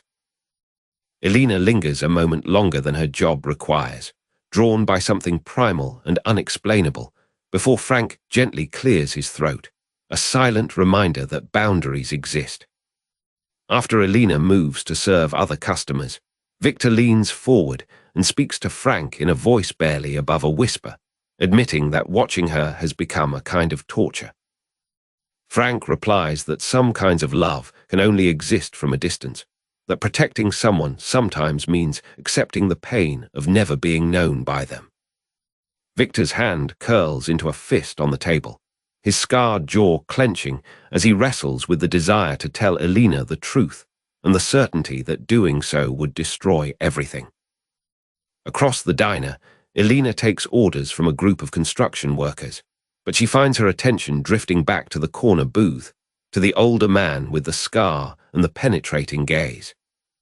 She remembers Frank's warning about truths kept from love, and she understands with sudden clarity that Victor Morty is watching her not as a customer, but as something far more complicated. Elena notices Tommy Russo entering the diner, his presence immediately shifting the atmosphere, his eyes scanning the room with predatory precision until they land on Victor and Elena's dynamic. Tommy slides into the booth across from Frank, his expression unreadable, but his positioning allows him to observe both Victor and Elena, calculating the depth of the connection forming between them. Victor's entire body tenses as Tommy settles across from him, a subtle reminder that ambition and hunger are always watching, always waiting to exploit weakness. Elena feels the shift in energy, a prickling awareness that something dangerous has entered the diner, and she avoids looking toward the back booth, instinctively protecting something she doesn't yet understand. Later, during a quiet moment, Elena moves through the diner restocking napkin dispensers, and Victor watches her from his booth with an expression of such profound longing that Frank looks away, unable to bear the sight of his boss's pain. Victor thinks about the daughter Isabella made him promise to leave untouched by this world, how Isabella died believing her child would be safe, innocent, whole, and how Victor has honored that promise even as it costs him everything. He remembers Isabella's face the last time he saw her, how she begged him not to pursue their daughter, to let her grow up believing her father was someone ordinary, someone good, someone safe. Elena sets a check on Victor's table, and he catches her wrist gently, holding her there for just a moment, his dark eyes searching hers as if trying to communicate something he cannot say. In that suspended instant, Elena feels something ancient and unnameable awaken in her chest, a recognition at the cellular level, a voice inside her that whispers, "This man knows who you are." Victor releases her wrist slowly, his voice low and careful. "You remind me of someone I once knew," he says, and the words carry the weight of 18 years of silence. Elena's heart stumbles in her chest as she pulls her hand back, and she asks quietly, "Someone you loved," without quite understanding why the question matters so much. Victor looks away, his scarred profile etched against the diner's fluorescent light, and he answers, "Someone I love still, but from very far away." Elena stands frozen, unable to move, unable to speak, as the implication hangs between them like a ghost only she and Victor can see. Tommy watches this exchange with narrowed eyes, noting every detail, every hesitation, filing away the information like ammunition for future use against his boss. Frank places a weathered hand on Victor's shoulder, a gesture of support and caution combined, reminding him that some distances exist for a reason. Elena retreats to the kitchen, her hands trembling as she leans against the counter, trying to reconcile the man who watches her with such tenderness against the man she's been trained to view as a criminal. She thinks of her mother, the woman in the photograph, and wonders if Isabella ever stood in this diner feeling this same vertigo, this same sense of standing at the edge of a truth that would reshape everything. Victor finishes his espresso in silence, and when he stands to leave, he leaves cash on the table, far more than the bill requires, a gesture Elena will later understand is an apology wrapped in love. Frank and Victor exit the diner together, and as they reach the street, Victor speaks with quiet resignation. The distance between us is becoming harder to maintain, acknowledging what they both know is true. Frank replies, "Some kinds of love require us to accept that certain truths are cruelty disguised as honesty, a philosophy born from decades of witnessing Victor's sacrifice." Elena watches from the diner window as Victor and Frank disappear into the New York evening, and she feels the architecture of her world shift, not dramatically, but with the inevitability of tectonic plates moving beneath the surface. Tommy exits moments later, his expression thoughtful and dangerous, already planning how to use what he's witnessed against the boss he resents and the girl who has become Victor's greatest vulnerability. The diner continues its ordinary business around Elena, plates clattering, conversations overlapping, the hum of human life indifferent to the emotional earthquakes happening within it. But Elena has crossed a threshold she cannot uncross. She now knows, with bone-deep certainty, that Victor Morty is connected to her in ways that transcend the diner's unofficial code, transcend her federal assignment, transcend everything she thought she understood about who she was. Victor Morty sits alone in his penthouse office, framed photograph of Isabella Rossi hidden behind a leather portfolio on his mahogany desk, hand trembling slightly as he touches the glass. He opens a sealed envelope, dated 17 months ago, containing a letter from Isabella, read only when his daughter turned 26. "If you're reading this," she knows, "forgive yourself." Frank DeMarco enters without knocking, recognizing the weight in Victor's shoulders, and sits across from him in weighted silence. "She exists," Victor whispers, voice cracking like old concrete. "A child, not dead, not lost, real, and I cannot claim her." Frank's weathered face softens. "You never could have protected her by claiming her, boss. You know this." Victor stands, walks to the window overlooking the city lights, his scarred profile illuminated against the darkness. "I met her mother 30 years ago. Isabella, married woman, foolish man in love, one night, one consequence." He touches the scar on his cheekbone, violence, not love, remembering the choices that shaped everything after. "Isabella was pregnant when I told her the truth about myself, what I was building, what that would mean for a child born to my name." Frank listens, having heard fragments of this before, but sensing Victor needs to speak the whole truth aloud.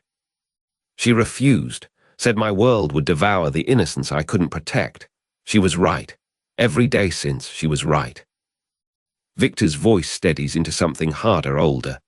"Isabella died when the girl was 4. Car accident, or not an accident, I've never known which." "And you chose to keep your distance," Frank says quietly, "to build walls instead of bridges." "To build an empire that could watch over her without touching her," Victor corrects. "To make sure she was safe, fed, educated, loved, but never burdened by me." He turns from the window. His deep-set brown eyes are raw, unguarded in a way Frank has rarely witnessed. "For 22 years, I sent money through channels she'd never trace, paid her apartment rent, her tuition, funded her social work degree without her knowing." "That's love, boss," Frank says. "Broken love, maybe, but love." "Love is supposed to mean presence," Victor says bitterly. "Not shadows, not secrets." He returns to his desk, fingers brushing the photograph of Isabella one more time before closing the portfolio. "Then Tommy saw something, some shift in how I looked at her, and he began to dig." Frank's expression hardens. Tommy Russo knows. He suspects. He's too smart not to. And now he understands that a man like me, a man made of violence and control, has one weakness, one thing I would destroy the world to protect. "Your daughter," Frank says flatly. "Not just my daughter," Victor corrects, and the pain in his voice is almost unbearable. "My daughter who believes I'm a stranger, who serves me coffee and doesn't know that her safety is the only thing keeping me human. Frank leans forward, his grandfatherly face serious. What's the play, boss? The play, Victor says slowly, is that I tell her the truth. Everything. And I pray to a God I stopped believing in 30 years ago that she doesn't hate me for the choice I made to keep her safe by keeping her away. And if she does hate you, Frank asks, because Frank is the only one who asks the questions no one else dares. Victor meets his gaze. Then I lose nothing more than I already lost the moment Isabella said no. Outside, the city pulses with indifferent light. Millions of people living ordinary lives, unaware of the weight of secrets, the architecture of protection built on lies. In Rosario's diner, Elena Rossi is clearing tables, and she has no idea that the man who visits twice weekly, who asks her careful questions about her studies, who watches her with inexplicable gentleness, is not a stranger at all. She has no idea that 17 months ago, her father sat alone in darkness and decided that protecting her meant finally letting her go, letting her see the truth, even if it destroyed the careful distance he'd maintained to keep her alive. Victor Morty knows, in the calculus of crime and consequence, that every empire eventually crumbles. The only question left is whether the people you love survive the collapse. And sitting in that penthouse office, with Frank DeMarco watching over him like a guardian angel made of scar tissue and loyalty, Victor understands that Elena Rossi, his daughter, his secret, his one true vulnerability, is about to learn who her father really is. The choice to tell her isn't an act of love anymore. It's an act of surrender. Elena pours coffee into Victor's cup at their usual corner booth, hands steadier now after 12 months of unspoken recognition. Victor looks up at her, really looks, his scarred face softened by something that might be regret or love, and says quietly, "You take good care of people here." Elena pauses, feeling the weight of his gaze, and asks, "Is that a compliment or an observation, Mr. Morty?" Victor gestures for her to sit, a rare invitation, and Frank DeMarco glances over from the counter but says nothing. She sits across from him, heart hammering, aware that something has shifted in the invisible geometry between them. Victor wraps both hands around his coffee cup and says, "I had a daughter once. Someone told me she'd grown up kind." Elena's breath catches. She searches his face for answers he hasn't yet offered and sees his jaw tighten. "Had," she whispers, the words small and careful in the quiet diner. Victor closes his eyes briefly, as though weighing the cost of honesty against the safety of silence, and chooses neither. "Some people," he says slowly, "are kept at a distance not because they're unloved, but because love means protecting them from who you are." Elena understands somehow that he is speaking about her mother, about Isabella, whose photograph she still keeps hidden in her studio apartment. She asks almost inaudibly, "Did you know her, my mother?" Victor's scar seems to deepen in the diner's fluorescent light. He nods once, a gesture weighted with 30 years of longing. "Better than anyone," he says, and the truth hangs between them like something fragile that might shatter if either breathes too hard. Frank DeMarco brings a second cup and sits beside Victor without being asked, his grandfatherly face grave and protective. Elena realizes in that moment that Frank has always known, that the three of them occupy the same secret, though she and Victor are only now speaking its name. "Your mother was a good woman," Frank says gently, looking at Elena with eyes that hold decades of witnessed pain. "The best." Elena's vision blurs. She grips the edge of the table and asks, "What happened to her? How did she die?" Victor and Frank exchange a look, old partners reading the boundary between revelation and protection.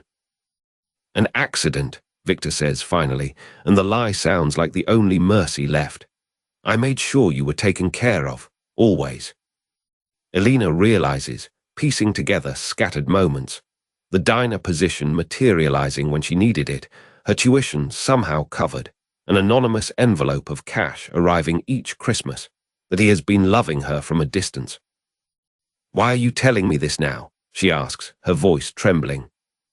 Victor leans back, and the scar on his cheek catches the light as he says, "Because some people know who you are. Because distance is no longer protection. Because you deserve to know the truth before someone else tells you a lie." Tommy Russo's absence from the diner over the past few weeks suddenly makes sense. He's the threat Victor is preparing her for. Elena asks, "Am I in danger?" "Yes," Victor answers without hesitation, and his honesty is somehow more comforting than any lie could be. "But not from me. Never from me."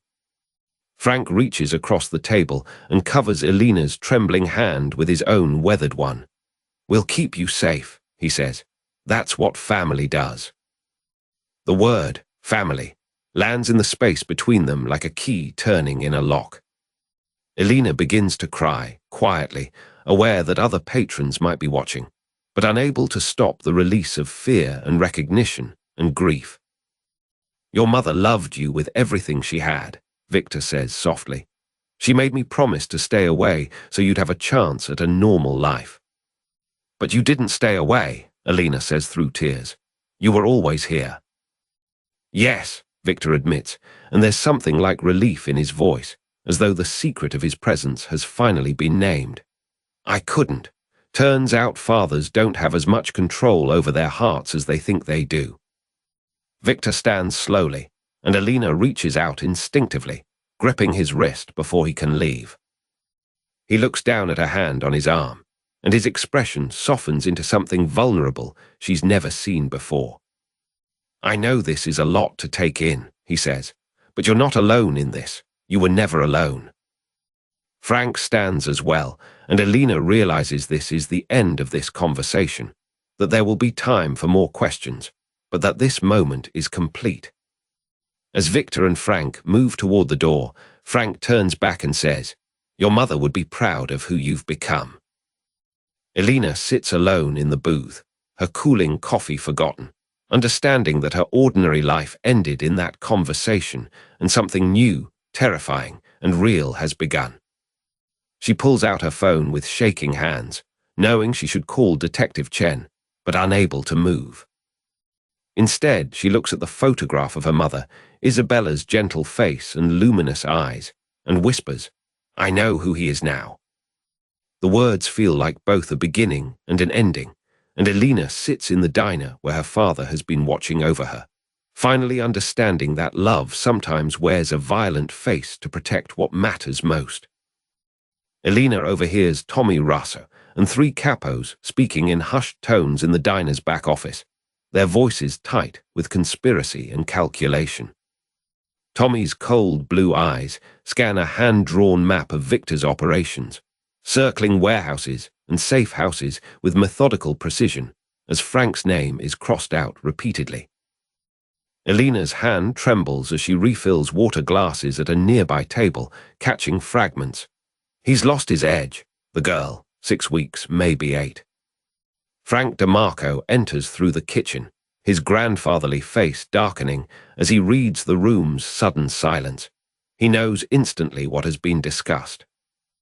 Tommy's predatory smirk widens as he meets Frank's gaze, a silent challenge.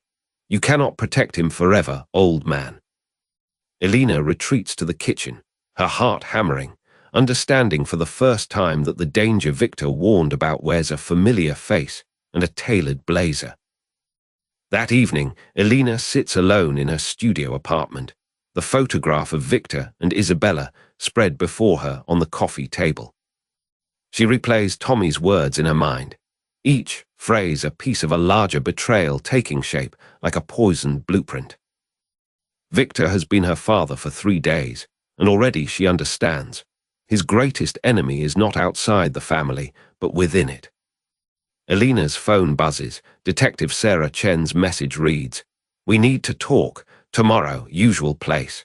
Important development."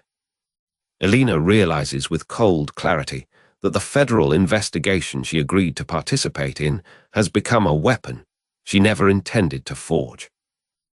She closes her eyes and sees Victor's scarred face, Frank's kind, eyes behind wire-rimmed glasses, and Tommy's calculated cruelty all at once. The next morning, Elena meets Detective Chen at a small coffee shop near Columbia University, a neutral corner of her two worlds. Detective Chen, her dark eyes sharp and composed, slides a folder across the table, containing surveillance photographs of Tommy Russ meeting with men outside Victor's known operations. Chen's voice is steady, professional. "We believe there's a move against Morty happening now. We need you inside that organization."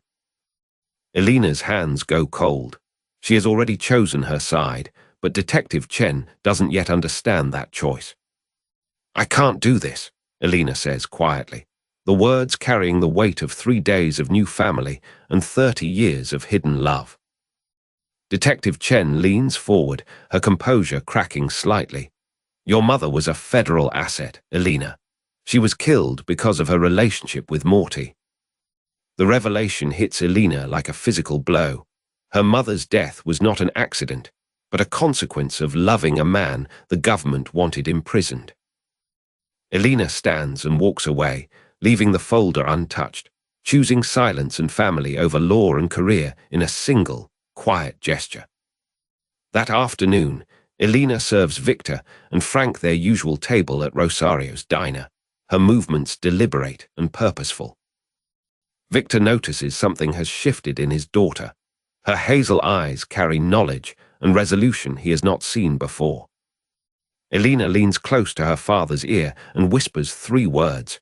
"Tommy is moving," then turns away to serve other tables, her message delivered.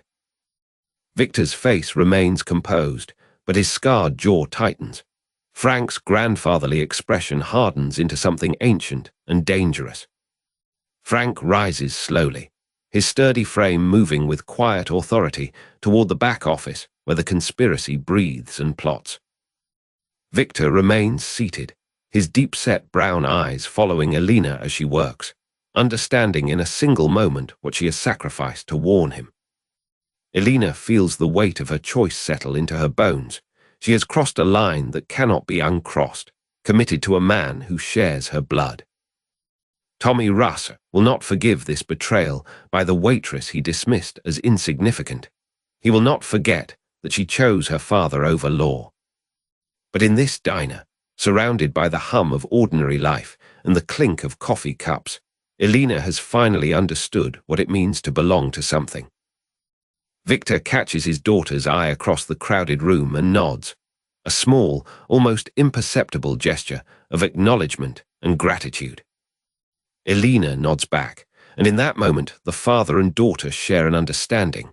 The real battle is no longer coming, it has already begun. Tommy Russ convenes 14 capos in a warehouse basement, their shadows merging on industrial walls as ambition replaces loyalty with cold calculation. Victor Morty stands alone in his penthouse office, reading Tommy's demand for a vote of no confidence, his jaw tightening with the weight of old certainties crumbling. Frank DeMarco arrives at the penthouse, reading the insurgent capos' names aloud, his grandfatherly face hardening into something ruthless and protective. Elena works the morning shift at Rosario's diner, wiping tables, aware now that every regular customer represents a choice: loyalty to her father or the law she once served. Tommy Russ appears at the diner with 2 muscle-bound lieutenants, deliberately ordering coffee from Elena, his steel-blue eyes sending a message: "Your father's world is ending." Elena delivers the coffee with steady hands, masking her fear, understanding that neutrality is now impossible in a war where bloodline determines which side she fights for. Victor calls an emergency meeting of his remaining loyal capos at a private restaurant downtown, his deep voice laying out decades of trust versus weeks of Tommy's whispered promises. Frank DeMarco speaks of the old days, when a man's word meant everything and death came swiftly to traitors, his kind brown eyes reflecting the loss of an era he cannot resurrect. Victor announces he will not abdicate, will not negotiate, and will remind Tommy Russo that power built on violence can only be held through greater violence, his scar seeming to deepen. Detective Sarah Chen reviews surveillance footage in her federal office. realizing that Elena's warning to Victor has accelerated internal conflict and created perfect chaos for a federal takeover. Elena receives a text from a number she doesn't recognize. "Your father has 72 hours. Convince him to step down. It's the only way you live." She shows it to Victor without trembling. Victor reads the threat with the calmness of a man who has expected war since the moment he chose to love a daughter he could never publicly claim. Frank DeMarco personally visits each wavering capo, reminding them of old allegiances, old debts, and old promises, his weathered face invoking loyalty through memory rather than fear. Tommy Russ sends feelers to the 5 families, attempting to legitimize his coup by positioning Victor as weak, emotionally compromised, unable to lead in the modern age. Victor receives a phone call from Carmen Benedetti of the Philadelphia family, who asks one simple question: "Is your daughter worth your throne?" and hangs up without waiting for an answer. Elena asks Victor directly in his penthouse office why he doesn't simply step down, save lives, choose her over the empire, and watches his weathered face crumble slightly. Victor explains quietly that stepping down is surrender, and that surrender to a man like Tommy Russo means Elena becomes a hostage, leverage, a permanent threat bound to his name. Frank brings intelligence that 3 major capos have switched sides, that Tommy now controls 40% of the organization's soldiers, and that the timeline for violence has accelerated dramatically. Elena realizes she is no longer a witness to her father's world, but a full participant, and feels the weight of that choice settle on her shoulders like a hand that will never lift. Victor meets privately with Tommy in a neutral location, a private club downtown, their conversation captured in undertones and meaningful silences that communicate more than words ever could. Tommy presents his terms: step down, leave the city, let the new order restructure without bloodshed, and perhaps, Victor's daughter remains unharmed. Victor listens with absolute stillness, his deep-set brown eyes reflecting nothing, and when he finally speaks, his voice is so quiet that Tommy must lean forward to hear. "No." Frank DeMarco organizes their defense with the precision of a general who has fought this war in 100 different forms, positioning loyal soldiers in key territories, preparing for bloodshed. Elena stands in Rosario's diner after closing, washing glasses, feeling the strange peace that comes from making an impossible choice and accepting its consequences without reservation. Victor finds her there, places a hand on her shoulder, and says simply, "Whatever happens next, know that you are the best thing I ever built, and I would choose you again." Elena turns and embraces her father fully for the first time, feeling in his broad shoulders and steady breathing the man beneath the myth, and understanding that love in his world means something fiercer than safety. Elena Rossi sits alone in her studio apartment at midnight, Victor's photograph trembling in her hands as she realizes the depth of what she knows. She replays Tommy Russo's voice from the back office. Names, dates, supply routes, the precise moment he plans to move against her father. Frank DeMarco's weathered face surfaces in her memory, the way he'd warned her about truth and love, as if preparing her for this exact burden. Elena stands at her kitchenette window, watching the sleeping neighborhood below, understanding that her testimony could either save or destroy her father. She recalls Detective Sarah Chen's composed expression when Elena walked away, the unspoken threat that federal power doesn't forget betrayal. Victor Morty sits in his penthouse office with Frank, reviewing the coup's architecture, completely unaware that Elena holds the blueprint in her mind.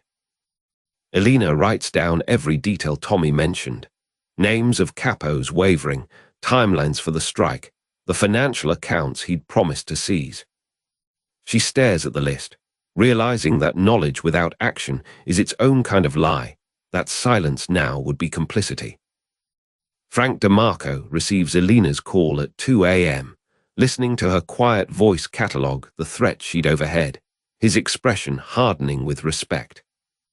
Elena speaks each detail with surgical precision, her voice steady despite the tremor in her hands, transformed by the weight of information into something harder.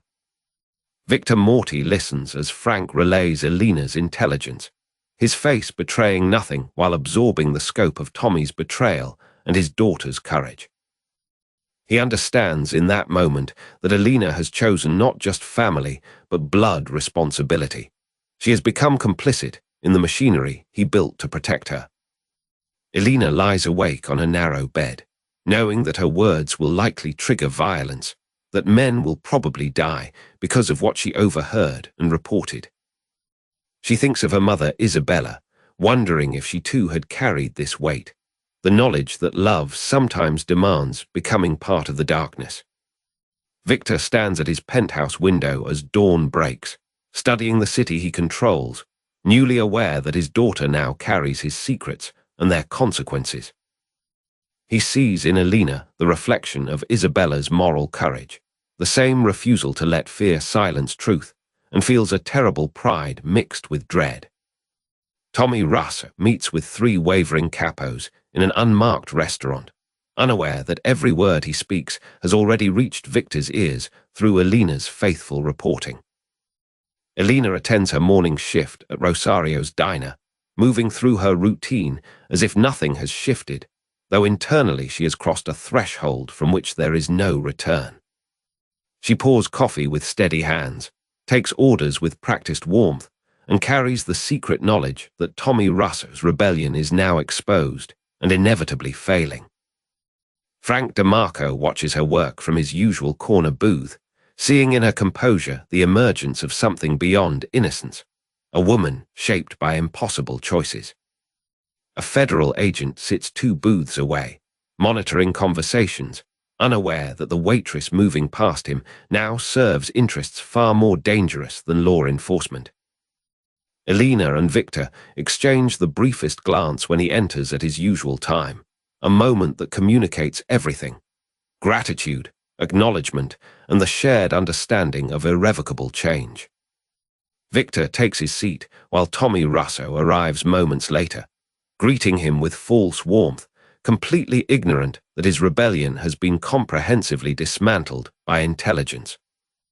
Tommy begins speaking with calculated confidence, proposing the coup's final phase, while Victor listens with the composed expression of a man who already holds every answer. Elena serves them both coffee, her hands perfectly steady, knowing that within days this confrontation will escalate beyond the diner's walls into violence she has helped architect. She thinks of the photograph of her mother, Isabella's quiet dignity, and wonders if this is what love demands sometimes, becoming the instrument through which justice arrives. Victor dismisses Tommy with a calm refusal that carries new weight, backed by intelligence that Tommy cannot yet comprehend, secured by his own daughter's courage.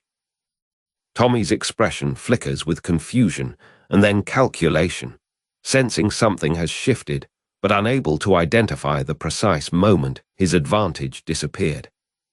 Frank DeMarco makes a subtle phone call, setting in motion coordinated responses among loyal capos who will now move to isolate Tommy before the coup can manifest. Elena watches from behind the counter as the 3 men finish their coffee, each carrying the weight of what will come next in different ways. She understands now that information is never neutral, that knowing something creates responsibility, that her intelligence has made her an active participant in the violence she once hoped to prevent. Detective Sarah Chen receives reports of increased suspicious activity within the Morty organization, correctly inferring that something significant has shifted, though she cannot yet identify the catalyst. Elena returns home as evening falls, exhausted not from physical labor, but from the emotional toll of living between worlds: federal law enforcement, her father's organization, and her own conscience. She places the photograph of her mother and Victor on a nightstand, allowing herself to grieve the version of herself that existed before she understood what she now knows. Victor calls her late that night, his voice carrying gratitude and something deeper, Acknowledgement that his daughter has not simply inherited his blood, but his burden. Elena listens to her father breathe on the other end of the line, both of them aware that speaking aloud the truth would make it more real, more devastating. She whispers that she had no choice, that love demanded she protect him, and Victor hears in those words the echo of Isabella's sacrifice decades before. They remain on the line together in silence, father and daughter, suspended in the knowledge that her information will likely save his life at the cost of others. Elena eventually disconnects, understanding that this is what it means to be truly her father's child, not in blood alone, but in the terrible choices that love sometimes requires. Victor Morty sits alone in his penthouse office, the city lights bleeding through floor-to-ceiling windows as he holds a photograph of Isabella and infant Elena, his hand trembling slightly. Frank DeMarco enters without knocking, closing the heavy mahogany door softly behind him, understanding from Victor's posture that tonight is the night of confession. Victor turns to Frank, his scarred face catching the lamplight, and speaks for the first time aloud the secret he has carried for 30 years. "She's my daughter, Frank. I need to tell her why I've been protecting her." Frank moves to the desk slowly, his weathered hand placing itself on Victor's shoulder in a gesture of solidarity that requires no words, only presence. Victor explains that Tommy Russ has discovered Elena's connection to him, that silence has become a weapon pointed at her heart, and that her mother Isabella would have wanted her to understand the truth. In the diner 3 days later, Victor sits in his usual booth, watching Elena move between tables with the unconscious grace of a woman who has no idea her entire world is about to shift. Elena approaches his table, notepad in hand, her hazel eyes bright with the simple kindness that Victor recognizes as Isabella's greatest legacy to their daughter. Victor's deep voice, roughened by years of command, asks Elena to sit down for a moment, a request that breaks the invisible protocol they have maintained for months. Elena's chest tightens at the unusual request, and she glances toward the kitchen where Frank stands, his kind brown eyes watching with the expression of a man bearing witness to something sacred. Victor tells Elena that he knew her mother Isabella, that he loved her, and that Elena exists because of a connection that was real and profound, even though it was impossible. Elena's hands grip the edge of the booth as Victor's scarred face catches the neon glow of the diner, his brown eyes holding hers with an intensity that feels both dangerous and utterly genuine. Victor continues, his voice steady despite the weight of confession. "I've been protecting you your whole life because your mother asked me to, and because you are the best thing I have ever been a part of." Tears form in Elena's eyes as the invisible threads connecting her to this man suddenly become visible, her biological knowing crystallizing into certainty, her intuition vindicated by his words. Victor reaches across the table, his broad hand stopping short of touching her, asking permission with a gesture, understanding that touch carries consequence and meaning in this moment. Elena's small hand meets his scarred palm, and in that contact, 30 years of separation collapse into a single moment of recognition that feels like coming home to a place she never knew existed. Frank DeMarco quietly approaches the booth and places his weathered hand atop their joined hands, completing a circle of loyalty and blood that has been forming invisibly for decades. Victor explains that there are men who want to use knowledge of her existence as leverage, that her safety requires her to understand who he is and what he protects. Elena asks, her voice barely above a whisper, whether her mother's death, the mystery that has haunted her family, was connected to the world her father inhabits. Victor's jaw tightens, the muscle beneath his scar tensing, and he tells her that Isabella was taken from them by men who wanted to hurt him, which is why he has kept Elena at arm's length all these years. The confession hangs between them like the smoke that used to fill diners before the laws changed, heavy and present, and impossible to ignore. Elena realizes that every moment of Victor's inexplicable gentleness, every time Frank appeared to warn her, Every time her father's eyes lingered on her face, it was love expressed through protection. Victor leans back slightly, giving Alina space to process, his hands returning to rest on the table as he explains that he needs her help now, that the men who want to use her against him are moving quickly. Alina listens as Victor outlines a plan. She will continue working at the diner, continue serving as a bridge between his world and the streets where intelligence flows freely. Victor tells Alina that her youth, her innocence, her position in the diner, these are assets that his enemies will underestimate, which means she will see and hear things they believe she cannot understand. Frank adds that her safety is the first priority, that she will never be placed in direct danger, that the entire organization will move to protect her at the first sign of threat.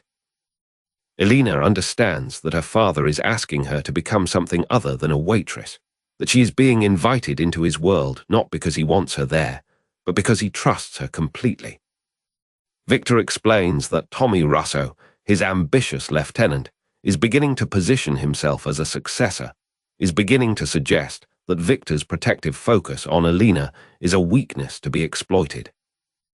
Alina feels the weight of this revelation settle into her chest, the understanding that her existence, which she thought was separate from her father's criminal enterprise, is actually central to the tensions threatening to tear his organization apart. Victor tells her that her mother made him promise to keep her innocent, but that innocence is no longer a possibility, that the choice before them is whether to face the danger together or separately. Alina asks if her father is asking her to help him protect himself, or if he is asking her to become complicit in whatever violence will follow. Victor is silent for a long moment, his scarred face unreadable before he says, "I'm asking you to choose, fully aware of what choice means. I won't lie to you anymore, Alina. I can't afford to."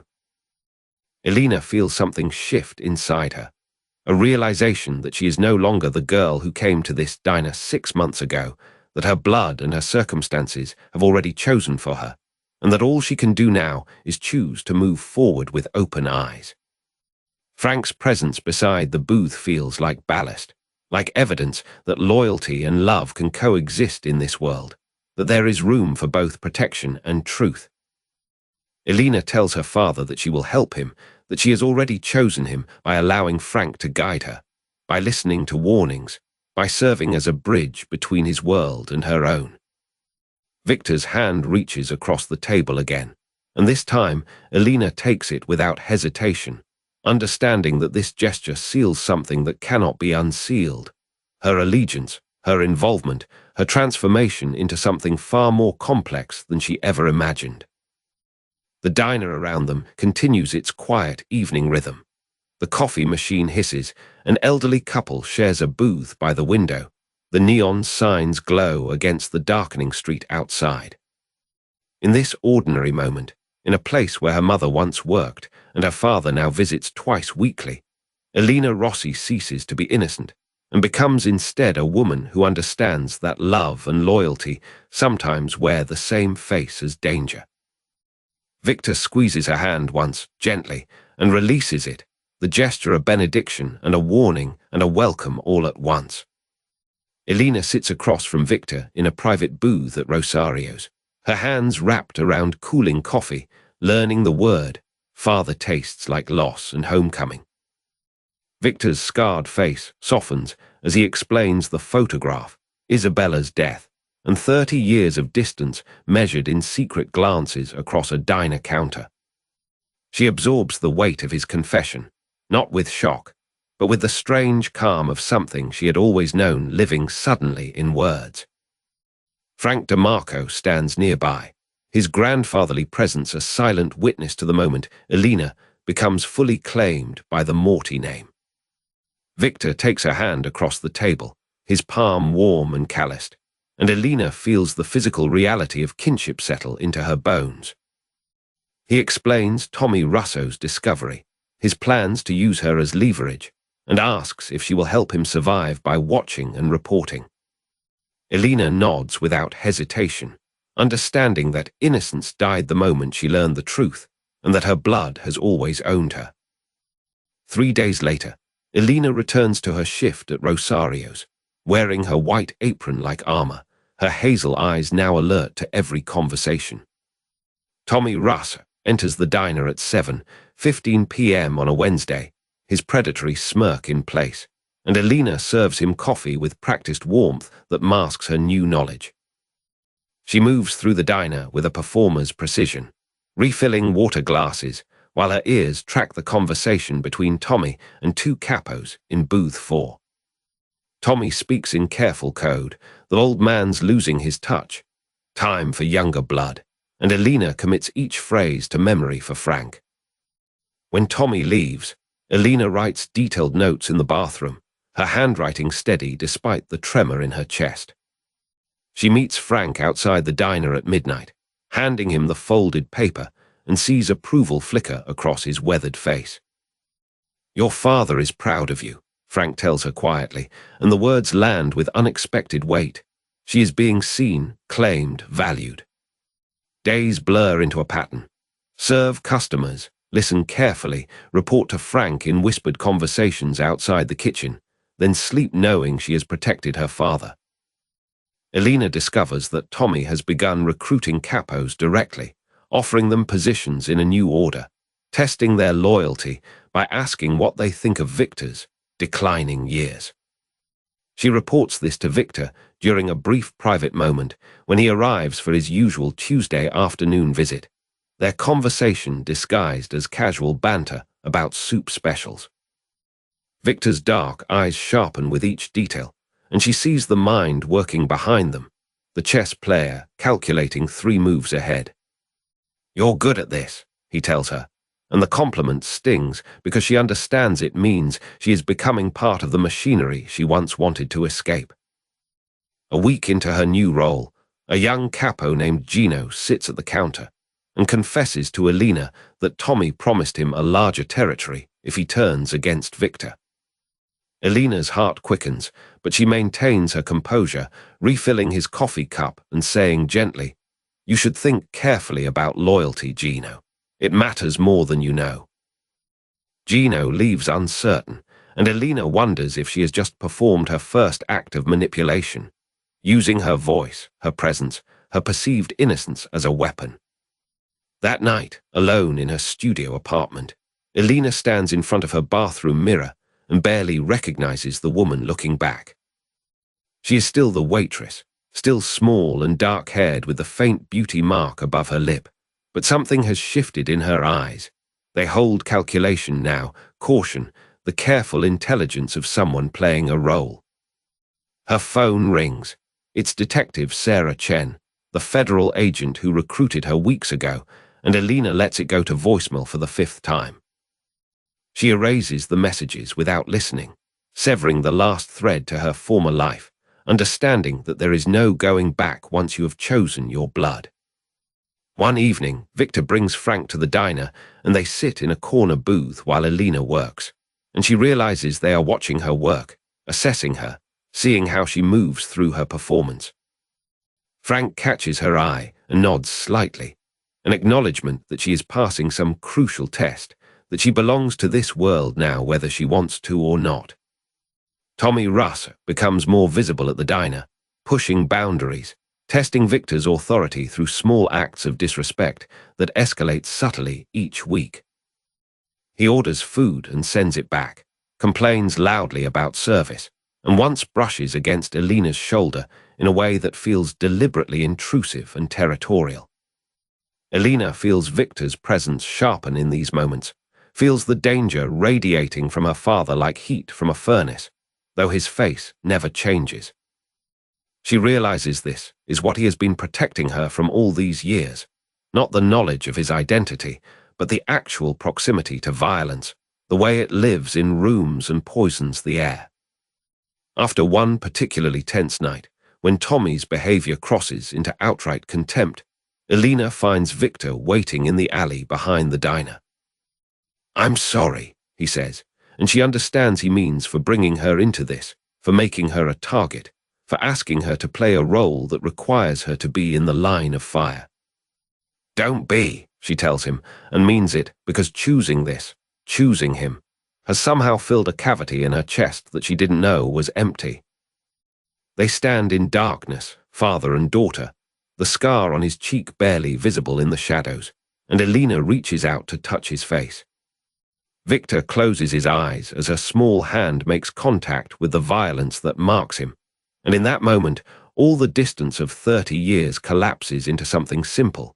She sees him, and he lets himself be seen.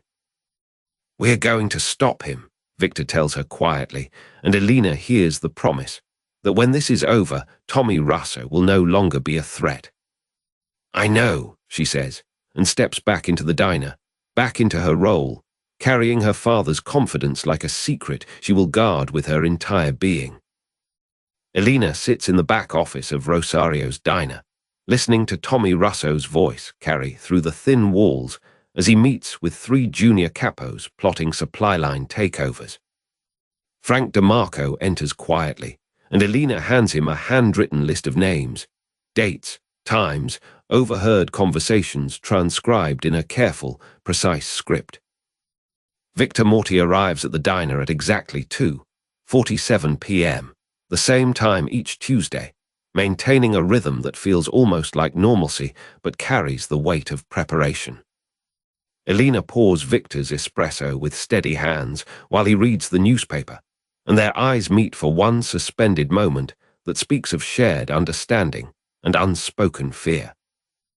Tommy Russ watches from a corner booth, jaw tightening slightly as he observes the quiet intimacy between Victor and the waitress he still doesn't know is Victor's daughter.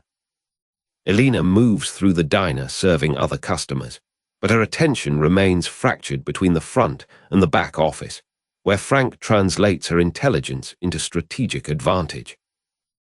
Victor folds his newspaper and leaves a cash tip, always exact, never loose, and Elena feels the absence of his presence like a room losing light. In her studio apartment that evening, Elena sits on her bed with a burner phone Frank gave her, reviewing coded messages about which capos are solid and which are wavering toward Tommy's promises. A text arrives.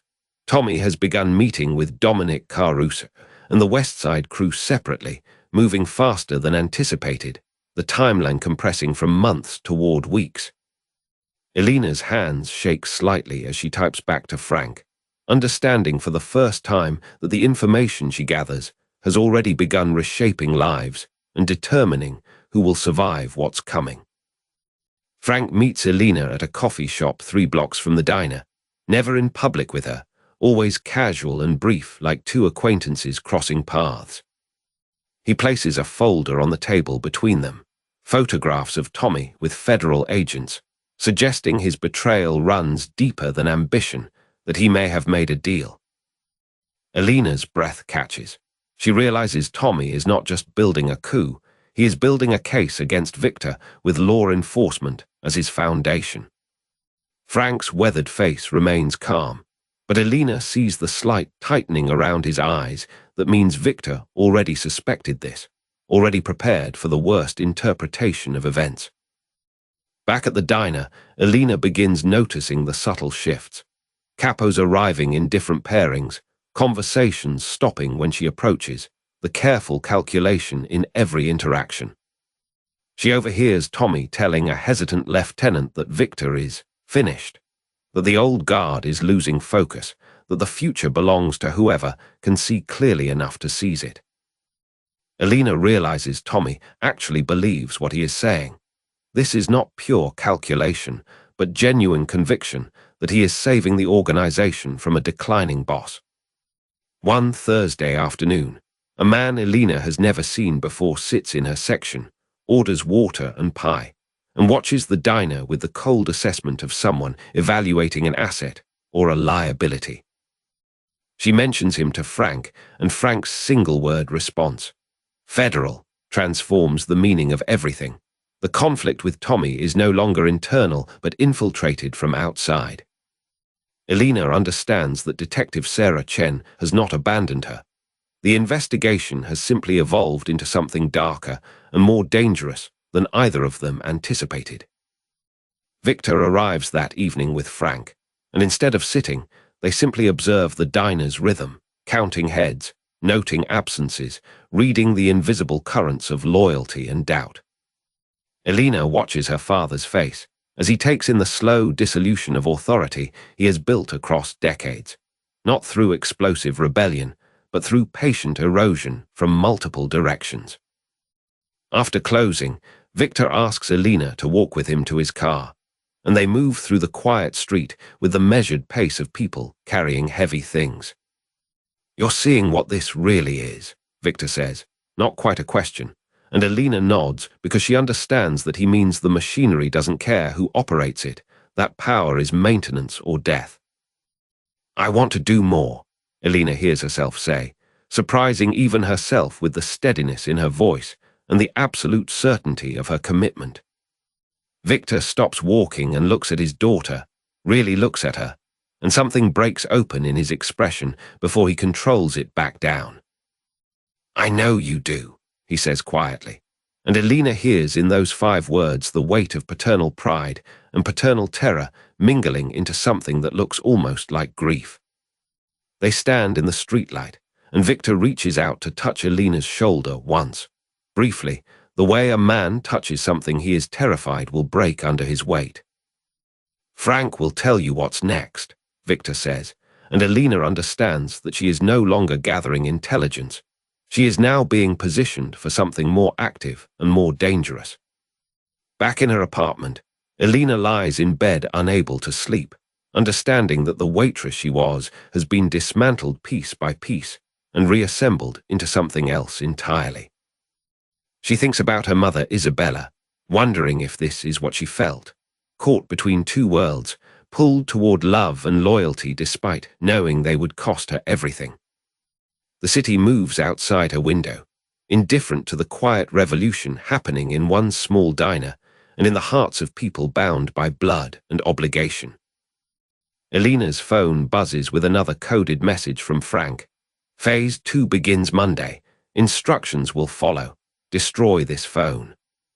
She sits with that message, feeling the present moment calcify into the past, understanding that whoever she becomes after Monday will be someone she has not yet met.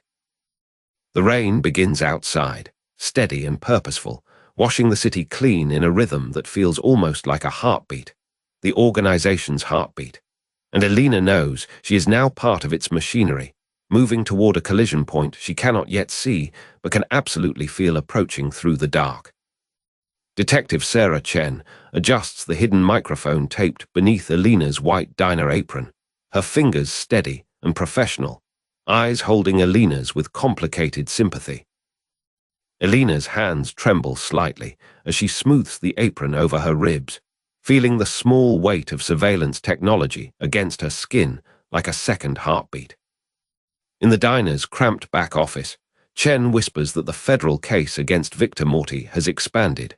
Wire fraud, racketeering, money laundering, and they need documented conversations.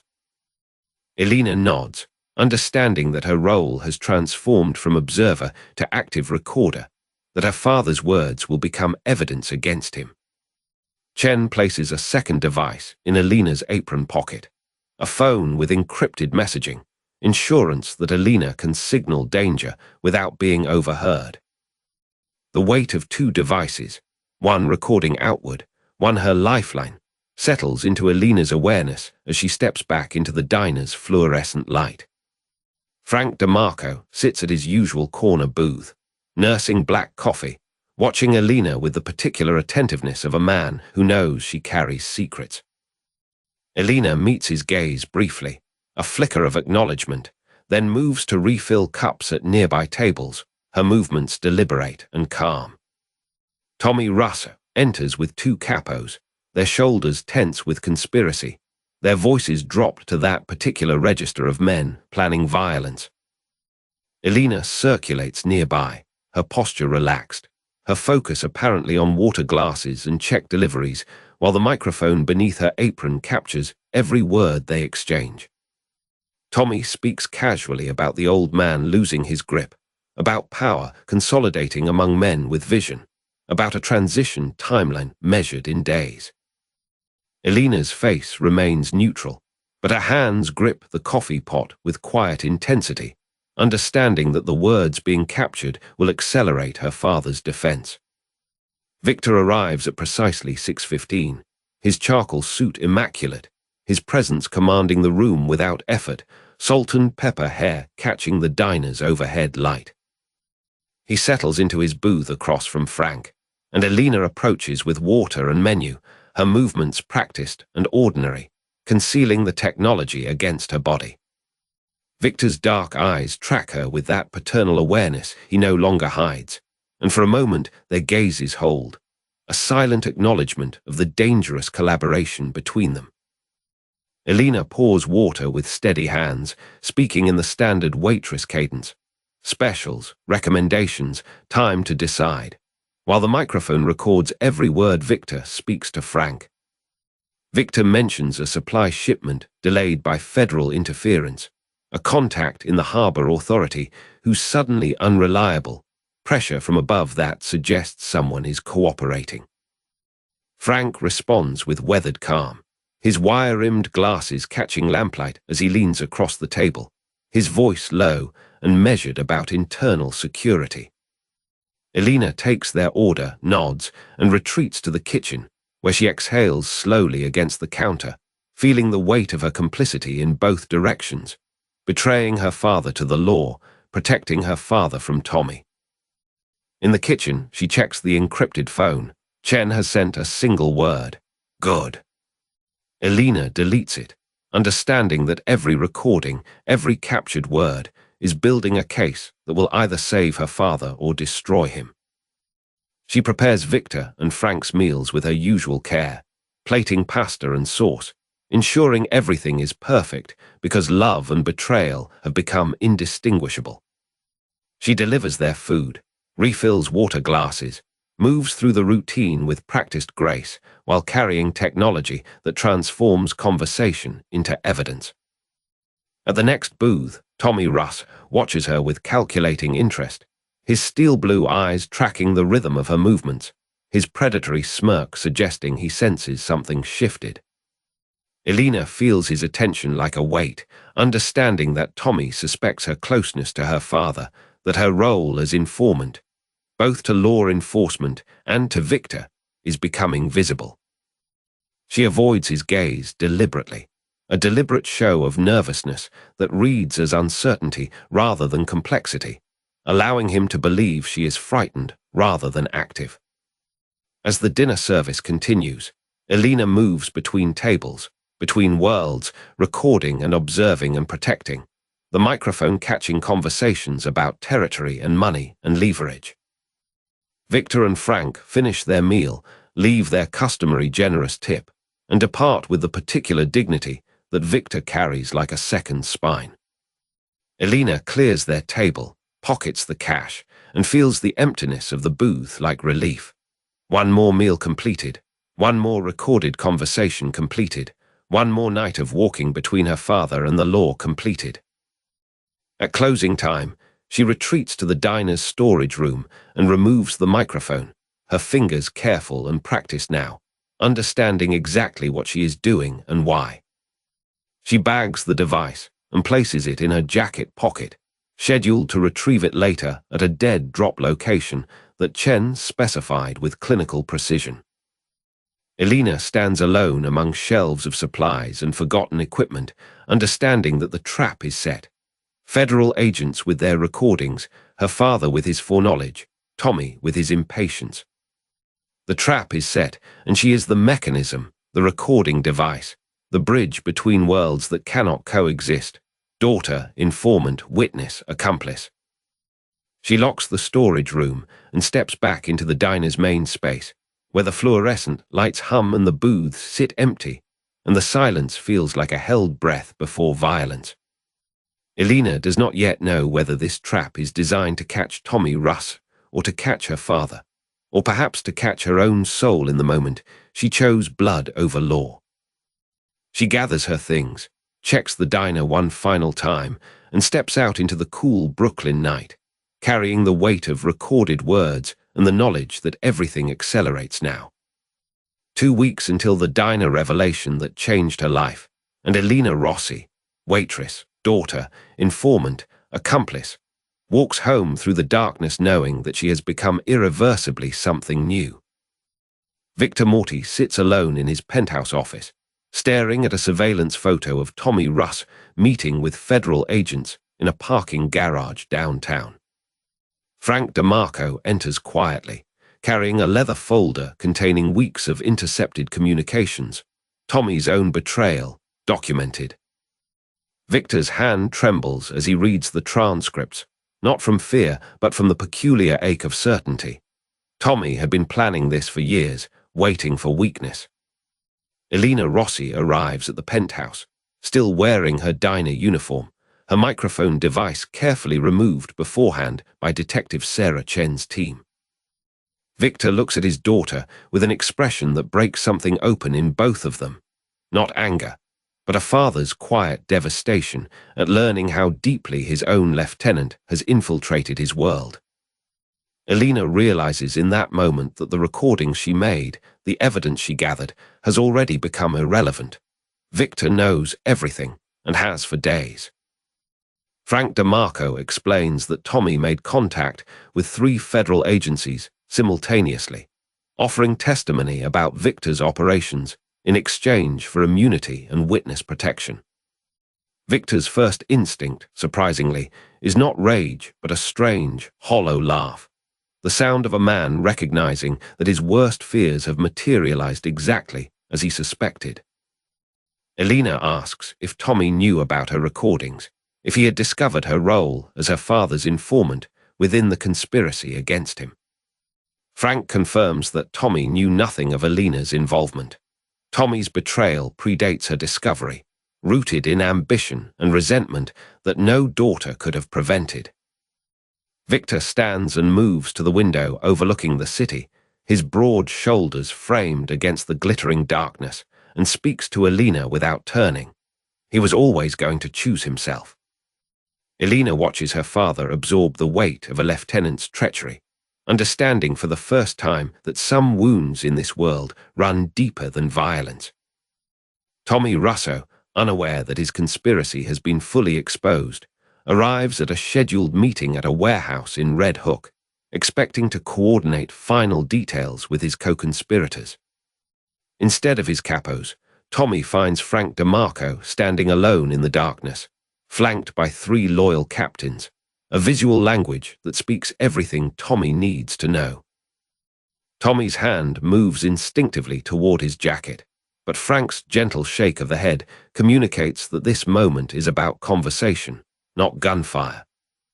Frank tells Tommy that Victor Morty knows about the federal deal, knows about the coup, knows about everything, and has known for longer than Tommy might imagine. Tommy's face cycles through shock, calculation, and finally a predatory smile. He is still dangerous, still committed, still believing he can talk his way through this. Tommy claims that Victor is finished, that 3 federal agencies have evidence of money laundering, racketeering, and murder that will result in life imprisonment, regardless of Tommy's testimony. Frank responds calmly that Victor is well aware of the federal pressure, and that this moment was always inevitable, a reckoning that Tommy accelerated through his own ambition. Frank delivers Victor's message. Tommy Russ has 1 hour to disappear completely or face consequences that will follow him into whatever future he tries to build. Tommy laughs, a harsh, bitter sound, and asks Frank what has happened to Victor's ruthlessness, what has made the boss soft enough to offer mercy. Frank answers that it isn't mercy, it's clarity. Victor will not give the federal government the satisfaction of a body, will not give Tommy's ambition the dignity of war. Tommy is dismissed with a single gesture, and he walks backward toward his car, his hand never leaving his jacket, his eyes locked on Frank with undisguised hatred. Back in the penthouse, Detective Sarah Chen arrives unannounced, her composed expression already reflecting knowledge of Tommy's exposure and the operation's fundamental compromise. Victor and Elena face the federal agent together, and Chen acknowledges that Tommy's independent federal cooperation has created a complex situation that transcends her investigation. Chen reveals that Tommy's deal with federal prosecutors means Victor's own criminal organization now faces prosecution from 3 separate agencies, not just a single task force. Elena realizes that her microphone recordings, her careful work as an informant, have become background noise in a much larger constellation of betrayal and legal jeopardy. Victor accepts this development with surprising calm, asking Chen what she wants from him in exchange for her discretion about Elena's involvement as his informant.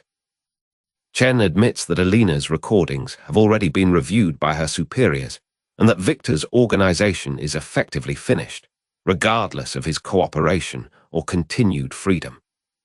The weight of this statement settles in the room, not through dramatic pronouncement, but through the simple, brutal fact that the machinery has already been set in motion.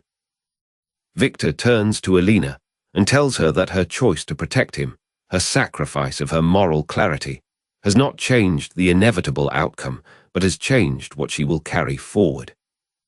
Elena feels the particular ache of a daughter recognizing that her love cannot save her father, that some betrayals, Tommy's, the government's, even her own, operate on scales beyond her power to influence.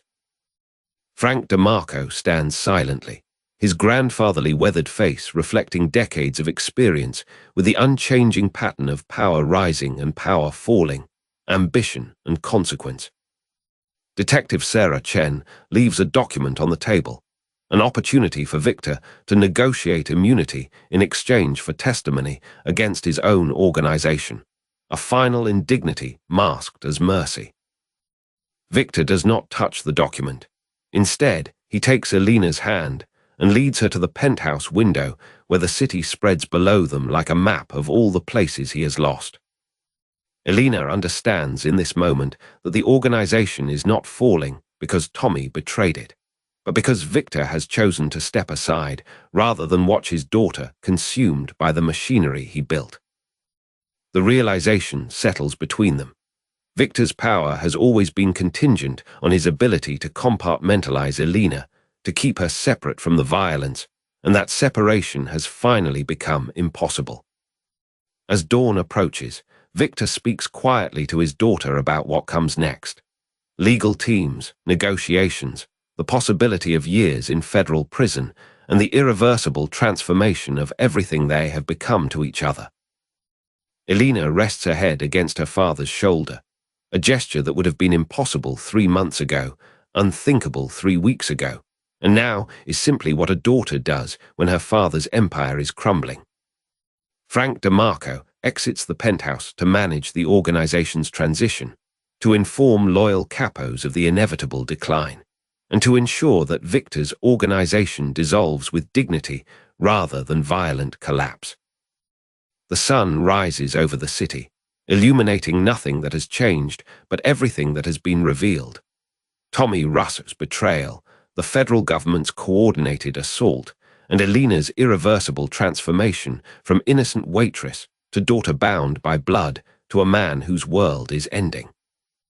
Victor sits alone at the corner table of Rosario's diner at 5:47 a.m., hands wrapped around cooling espresso, watching Elena wipe down the counter with mechanical precision. Elena feels his presence before turning, a weight in the air, familiar and heavy, and their eyes meet for a moment that holds years of unspoken things.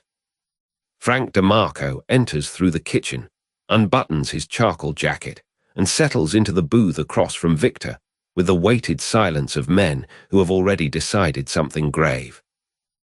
Victor slides a folded newspaper across the table. Frank reads the headline about federal indictments and closes his eyes, jaw tightening with the knowledge of what comes next. Elena approaches with a coffee pot, and Victor's hand emerges to gently cover hers, not stopping her, but anchoring her, while Frank looks away to grant them privacy. "Sit," Victor says quietly, his Italian accent thickening with emotion, and Elena obeys, sliding into the booth beside her father, trembling slightly. Tommy Russo is gone, disappeared into the Canadian dark somewhere north of Buffalo. But his federal cooperation has already metastasized into 3 separate investigations, converging on Victor's empire like predators sensing blood. Victor tells Elena the timeline. Indictments in 48 hours, arrests of 7 capos by Friday, and a federal task force moving through informant testimony gathered over months of recorded conversations she herself made. Elena's face goes pale as she understands. Her microphone, her whispered reports to Detective Sarah Chen. Her attempt to protect her father has instead become the architecture of his prosecution. "You couldn't have stopped this," Frank says firmly, his grandfatherly face carved with compassion. "Tommy made his deal 6 months before you knew he existed." But Victor reaches across the table and takes Elena's trembling hand, his scarred face softening in a way that breaks something open inside her chest. Acceptance, not blame. "I need you to listen to me very carefully," Victor says, leaning forward so only Elena can hear, his deep voice pitched low and urgent. "You're in danger." Elena's breath catches. This is not what she expected to hear, not recrimination or anger, but a father's primal warning encoded in 5 words that change the trajectory of everything. "Tommy's deal doesn't protect you," Victor continues, his brown eyes locked on hers with the intensity of prophecy. "You're a witness to his cooperation. You're also my daughter.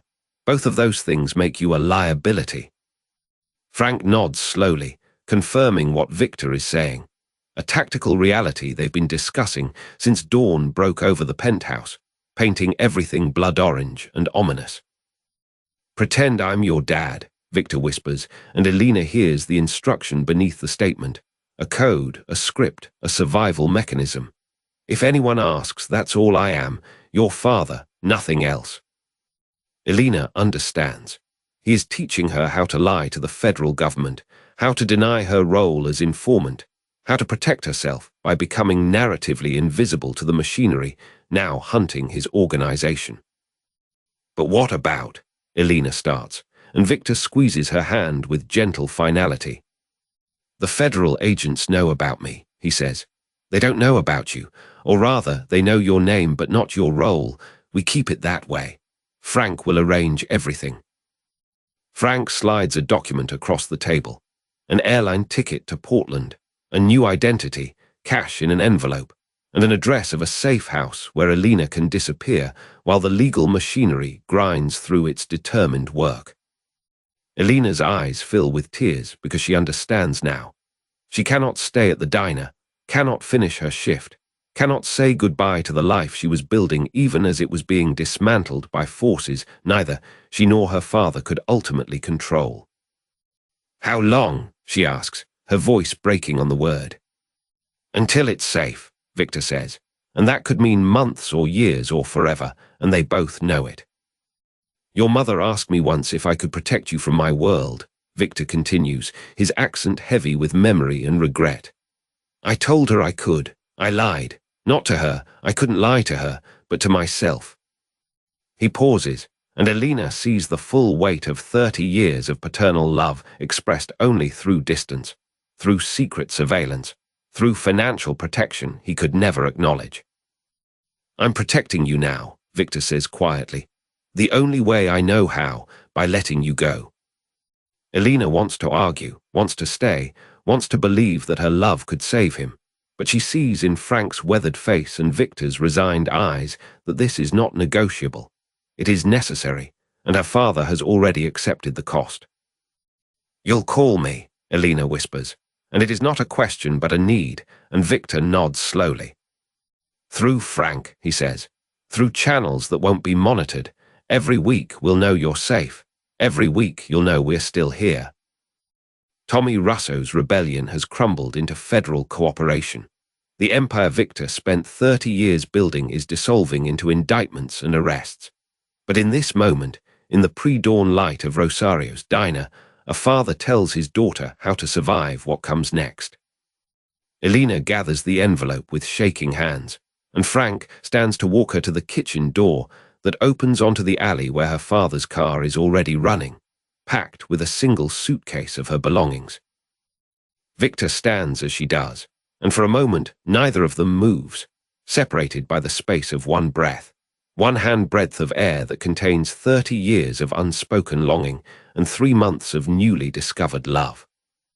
Elena embraces her father fully for only the second time in her life, and she feels the tremor in his chest, the careful restraint of a man learning how to let go of the one precious thing he spent his entire life protecting. "I love you," Elena says into his shoulder, and Victor's hand tightens in her hair, and he whispers back, "Ti amo, figlia mia. I love you, my daughter."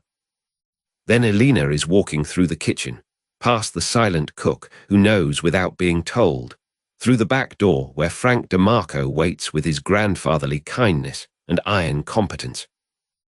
Victor watches from inside the diner as the car disappears into the Portland-bound morning, and Frank returns to stand beside him at the window, both men silent, both men understanding that empires fall not from federal indictments, but from the moment a father must choose between keeping his daughter and keeping her safe.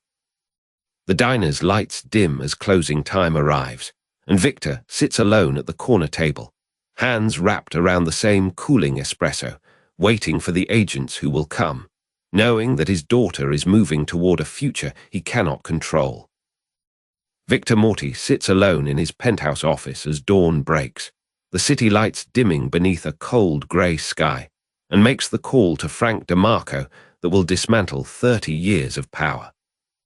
Federal agents swarm the diner at 6 in the morning, arresting kitchen staff and busboys as the breakfast crowd watches in stunned silence, their coffee growing cold in forgotten cups. Tommy Russo is found in a motel room in Atlantic City, arrested before sunrise, his cooperation agreement already reduced to worthless paper as prosecutors pivot toward the larger prize, Victor himself. Frank DeMarco receives simultaneous warrants for 12 properties, 3 restaurants, and 47 accounts, watching agents photograph and catalogue the architecture of a lifetime's work.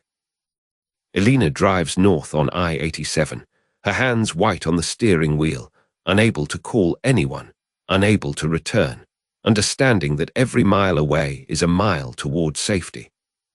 Detective Sarah Chen watches surveillance feeds of the arrests cascading through the organization, capos in restaurants, lieutenants at home, money counters in basements, each domino a confirmation of months of patient work. Victor Morty, dressed in his charcoal suit and silk tie, as though preparing for a board meeting rather than surrender, walks down the lobby of his building at exactly 8 a.m.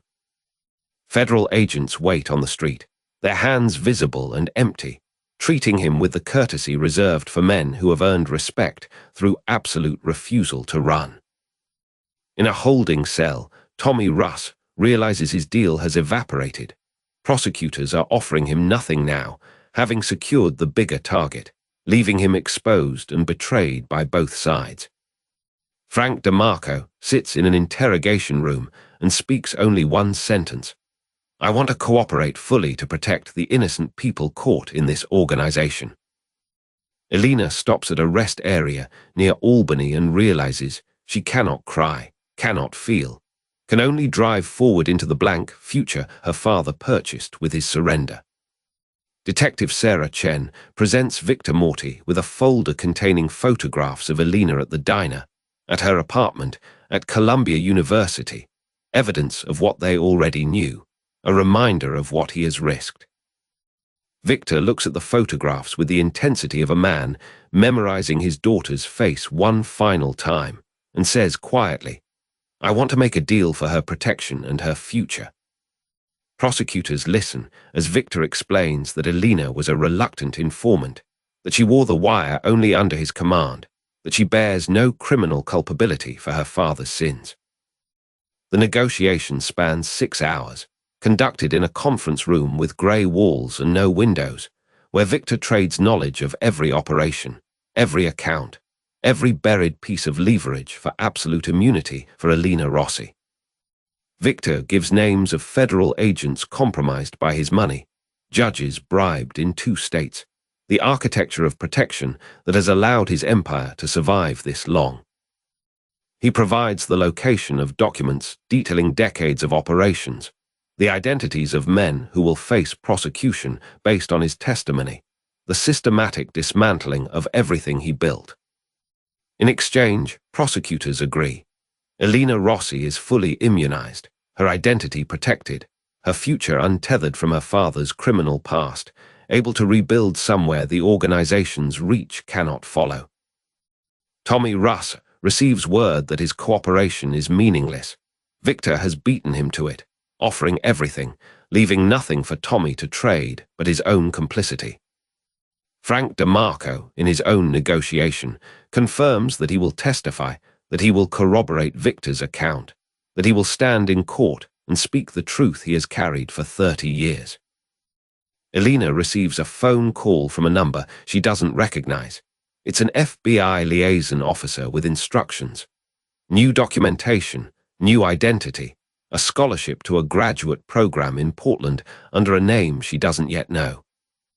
Victor Morty signs documents that transfer all known assets to federal custody, watching his signature dissolve the empire in blue ink and legal language, understanding that this erasure is the final act of love. In his cell before the formal charges are filed, Victor receives a letter addressed to the man who taught me what protection means, written in Elena's careful hand, telling him she forgives him for letting her go. The organization's collapse accelerates through the following hours as loyal capos make individual deals, as safe houses are surrendered, as the machinery that Victor built so carefully is methodically deactivated. Rosario's diner is seized as proceeds of crime, the booths where Victor watched his daughter serve customers now photographed as evidence, the jukebox silenced, the kitchen dark. News reports describe unprecedented cooperation from organized crime figure Victor Morty, noting his surprising decision to plead guilty and testify, speculations swirling about his motives, and the rumors of a daughter he protected.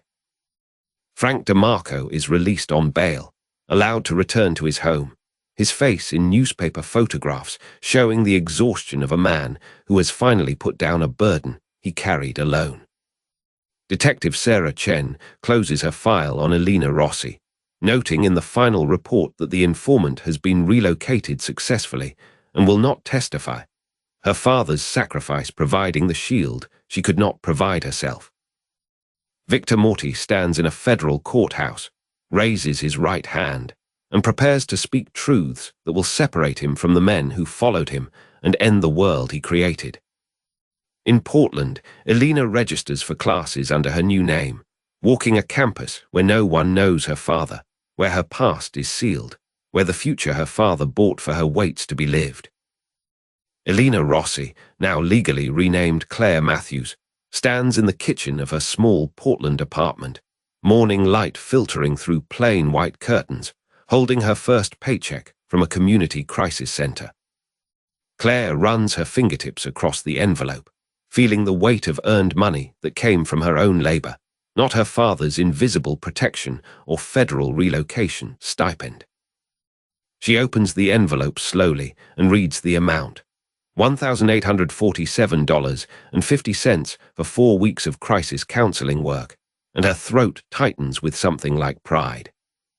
In the living room, Claire sits on a second-hand couch she bought herself, surrounded by IKEA boxes and half-unpacked suitcases containing the life she carried from New York. She pulls out her mother's photograph, the one Victor gave her weeks ago, and studies Isabella's face in the afternoon light, noticing the resemblance she's never fully acknowledged before. The beauty mark above her upper lip, the shape of her eyes, the way her mouth curves slightly upward. Claire sees her mother's face reflected back in the mirror every morning now, a daily reminder of the woman who died to protect her. Her phone buzzes with a text from Detective Sarah Chen. Trial date set for October 15th. You'll be needed for 3 days of testimony. Logistics to follow. Claire reads the message 3 times, understanding that the trial represents a threshold she must cross. A moment when she will have to speak her father's crimes aloud in open court, under oath, before strangers. She sets the phone face down and returns to unpacking, mechanically placing folded clothes into drawers, each movement a small act of building a life that is entirely her own.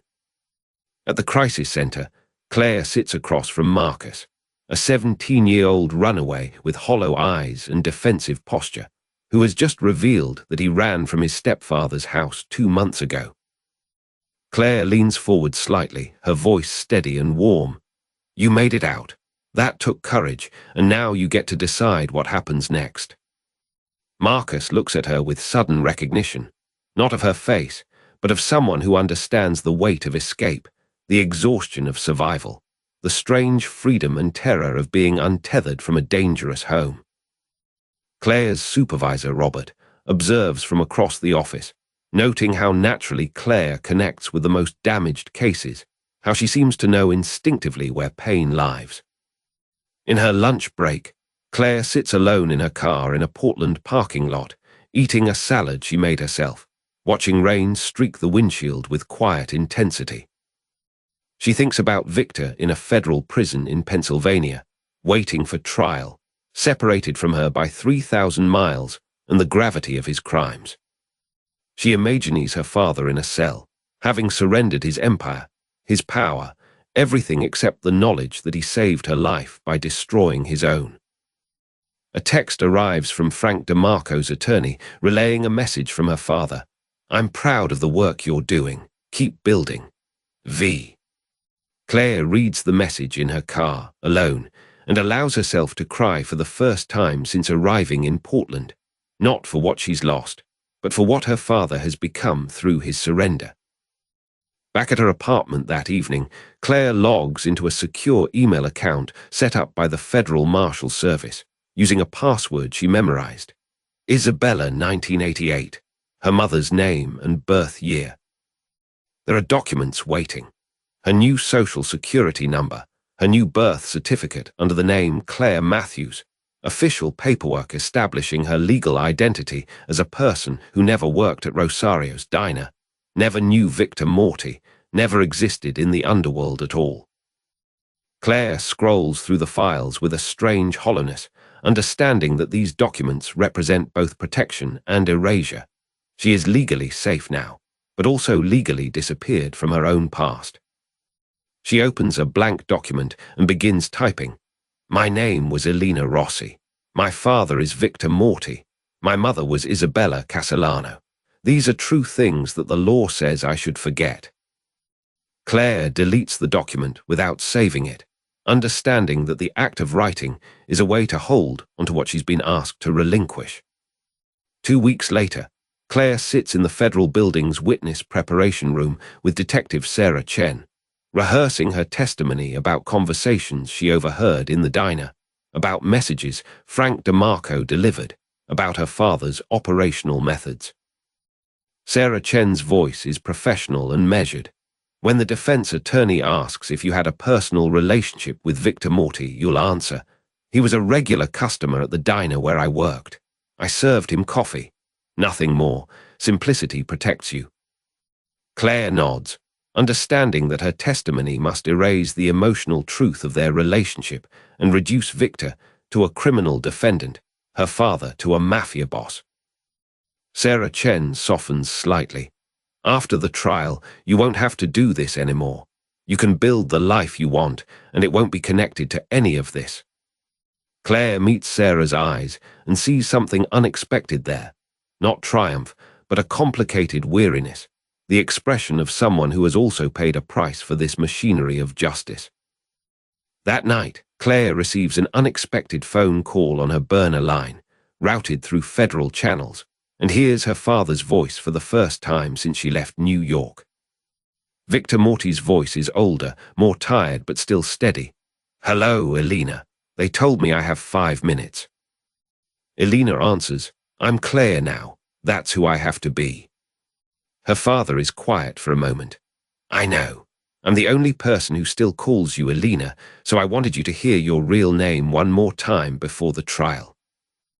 Elena feels her chest constrict, understanding that Victor is giving her something precious. A final moment where she gets to be his daughter, not a witness, not a stranger, but the child he loved enough to destroy everything for. They speak for 4 minutes about nothing important. Her job at the crisis center, a restaurant in Portland that Frank tells him is excellent. The rain in the Pacific Northwest, small graceful details that have nothing to do with crime or testimony. When the 5 minutes are almost complete, Victor says, "I love you, Elena. I've always loved you. That's the only thing in my life that was never a crime." The line goes silent, and Elena understands that the call is over, that this is the goodbye her father has arranged, and that after the trial there will be no more burner lines, no more contact, nothing but the legal distance her new identity requires. Elena sits in the dark apartment for a long time after the call ends, holding the phone to her ear even though no one is there. By October, as the trial date approaches and leaves turn gold and crimson across Portland's neighborhoods, Elena has settled into her new life with the kind of quiet resilience that comes from choosing survival. She works with her crisis clients. She visits her mother's grave in a cemetery she found. She reads books alone on her second-hand couch, and she practices the simple truth she will have to speak. I was there. I saw these things. I testify to what I know. The woman who walked away from Rosario's diner 3 months ago has become someone new. Not stronger, not harder, but transformed by the understanding that love sometimes requires both distance and devotion, that fathers and daughters are sometimes separated by the very choices that prove their love. Claire Matthews exists now, fully formed with her own apartment, her own income, her own identity, standing on the threshold of the trial that will finally complete her father's sacrifice and allow her to begin, at last, the life he surrendered everything to give her. 5 years after Victor's surrender, Elena, now legally Claire Matthews, stands in her small Portland office at the Community Crisis Center, sunlight warming her desk as she reviews case files with the quiet competence of someone who has learned to build rather than survive. A framed photograph sits on her shelf, not of her mother or father, but of herself at her college graduation, a moment of hard-won independence that Victor's sacrifice made possible. Her phone vibrates with a message from her therapist's office, confirming their standing Wednesday appointment. Part of the scaffolding Elena has built to process the years of double life, betrayal, and redemption that shaped her. A letter arrives at the Crisis Center's administrative office, forwarded through a secure mail protocol. Victor's handwriting on the envelope, thick and deliberate, reaching across 5 years of separation with the same care he once showed her at Rosario's diner. Elena holds the envelope unopened for 3 full minutes, her breath shallow, aware that whatever words wait inside carry the weight of a man who has spent half a decade in federal prison learning to articulate what he once expressed only through protective silence. She opens it slowly, and Victor's voice emerges from the page. "My daughter, I hope you are building something beautiful. I think of you every day, and I am proud of the woman you have become." Elena reads the letter 3 times, each pass revealing new layers of restraint. Victor's refusal to ask about her life, his careful avoidance of criminal references, his understanding that she has earned the right to a future untethered from his past. The letter mentions Frank DeMarco, who died in prison of a heart attack 2 years prior, and Victor's gratitude for the loyalty and love that Frank showed them both across 30 years of complicated service. Elena closes her eyes and remembers Frank's weathered face, his kind brown eyes behind wire-rimmed glasses, his grandfatherly presence that had shielded her from the worst of her father's world, even before she knew he was her father. She writes back that night in her apartment, careful with every word, aware that her letters are monitored and that some conversations must happen in code, the language of love spoken by people living in separate worlds. Elena tells Victor that she has completed her master's degree in social work, that she works with homeless youth and trauma survivors, that his sacrifice has allowed her to become the person her mother Isabella always wanted her to be. She includes a photograph of her new community, not a family portrait, but a picture taken at a fundraiser she organized, surrounded by young people she has helped, evidence that his choice to surrender has borne real, visible fruit. Years of letter-writing follow, marked in the narrative by the passage of seasons. Victor's handwriting becoming more confident, Elena's letters growing longer and less guarded, their relationship deepening through the only medium left to them. A visiting day arrives in the spring of the 5th year, and Elena drives to the federal penitentiary in Northern California, her hands trembling on the steering wheel as she approaches the place where her father has been confined. The visiting room is institutional and cold, separated by security glass, and when Victor enters in his prison-issue grey clothing, Elena is shocked by how much smaller he appears, not diminished in spirit, but visibly aged by 5 years of captivity. Victor's face transforms when he sees her. The perpetual frown lines soften, his deep-set brown eyes fill with something Elena has never fully witnessed, complete, unguarded paternal love, no longer mediated by the distance that protected them both. Elena picks up the phone and says simply, "Hello, Dad," and watches her father's composure crack entirely, tears tracking down his scarred face as he holds the phone with trembling hands. They talk for 2 hours about small things, Elena's work, her apartment, the books she's been reading, and Victor describes the prison library, the men he has tutored in reading, his own slow education in becoming someone other than what he had spent 30 years constructing. Victor tells Elena that he has made arrangements with his lawyers to ensure that upon his eventual release, a modest trust fund will be transferred to her name, not as restitution, but as acknowledgement, a father's practical love. Elena refuses the money initially, but Victor insists, explaining that the trust is modest compared to what he once controlled, and that he needs her to accept it as permission to build her life without guilt or obligation. As the visit ends and they must return to their separate worlds, Victor leans close to the glass and speaks words that Elena will carry forward. "You are free, Elena.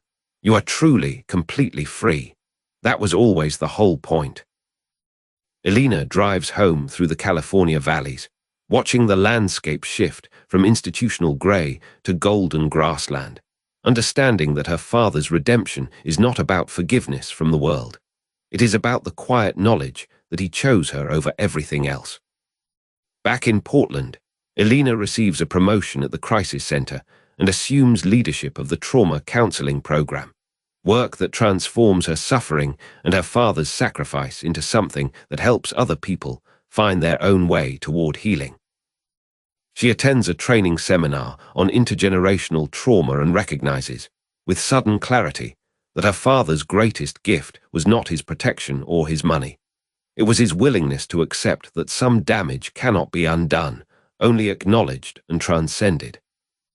Elena writes a final letter to Victor that she does not send, instead keeping it in her desk drawer. A letter describing the life she is building, the people she is helping, the ways that his choice to surrender has allowed her to become whole.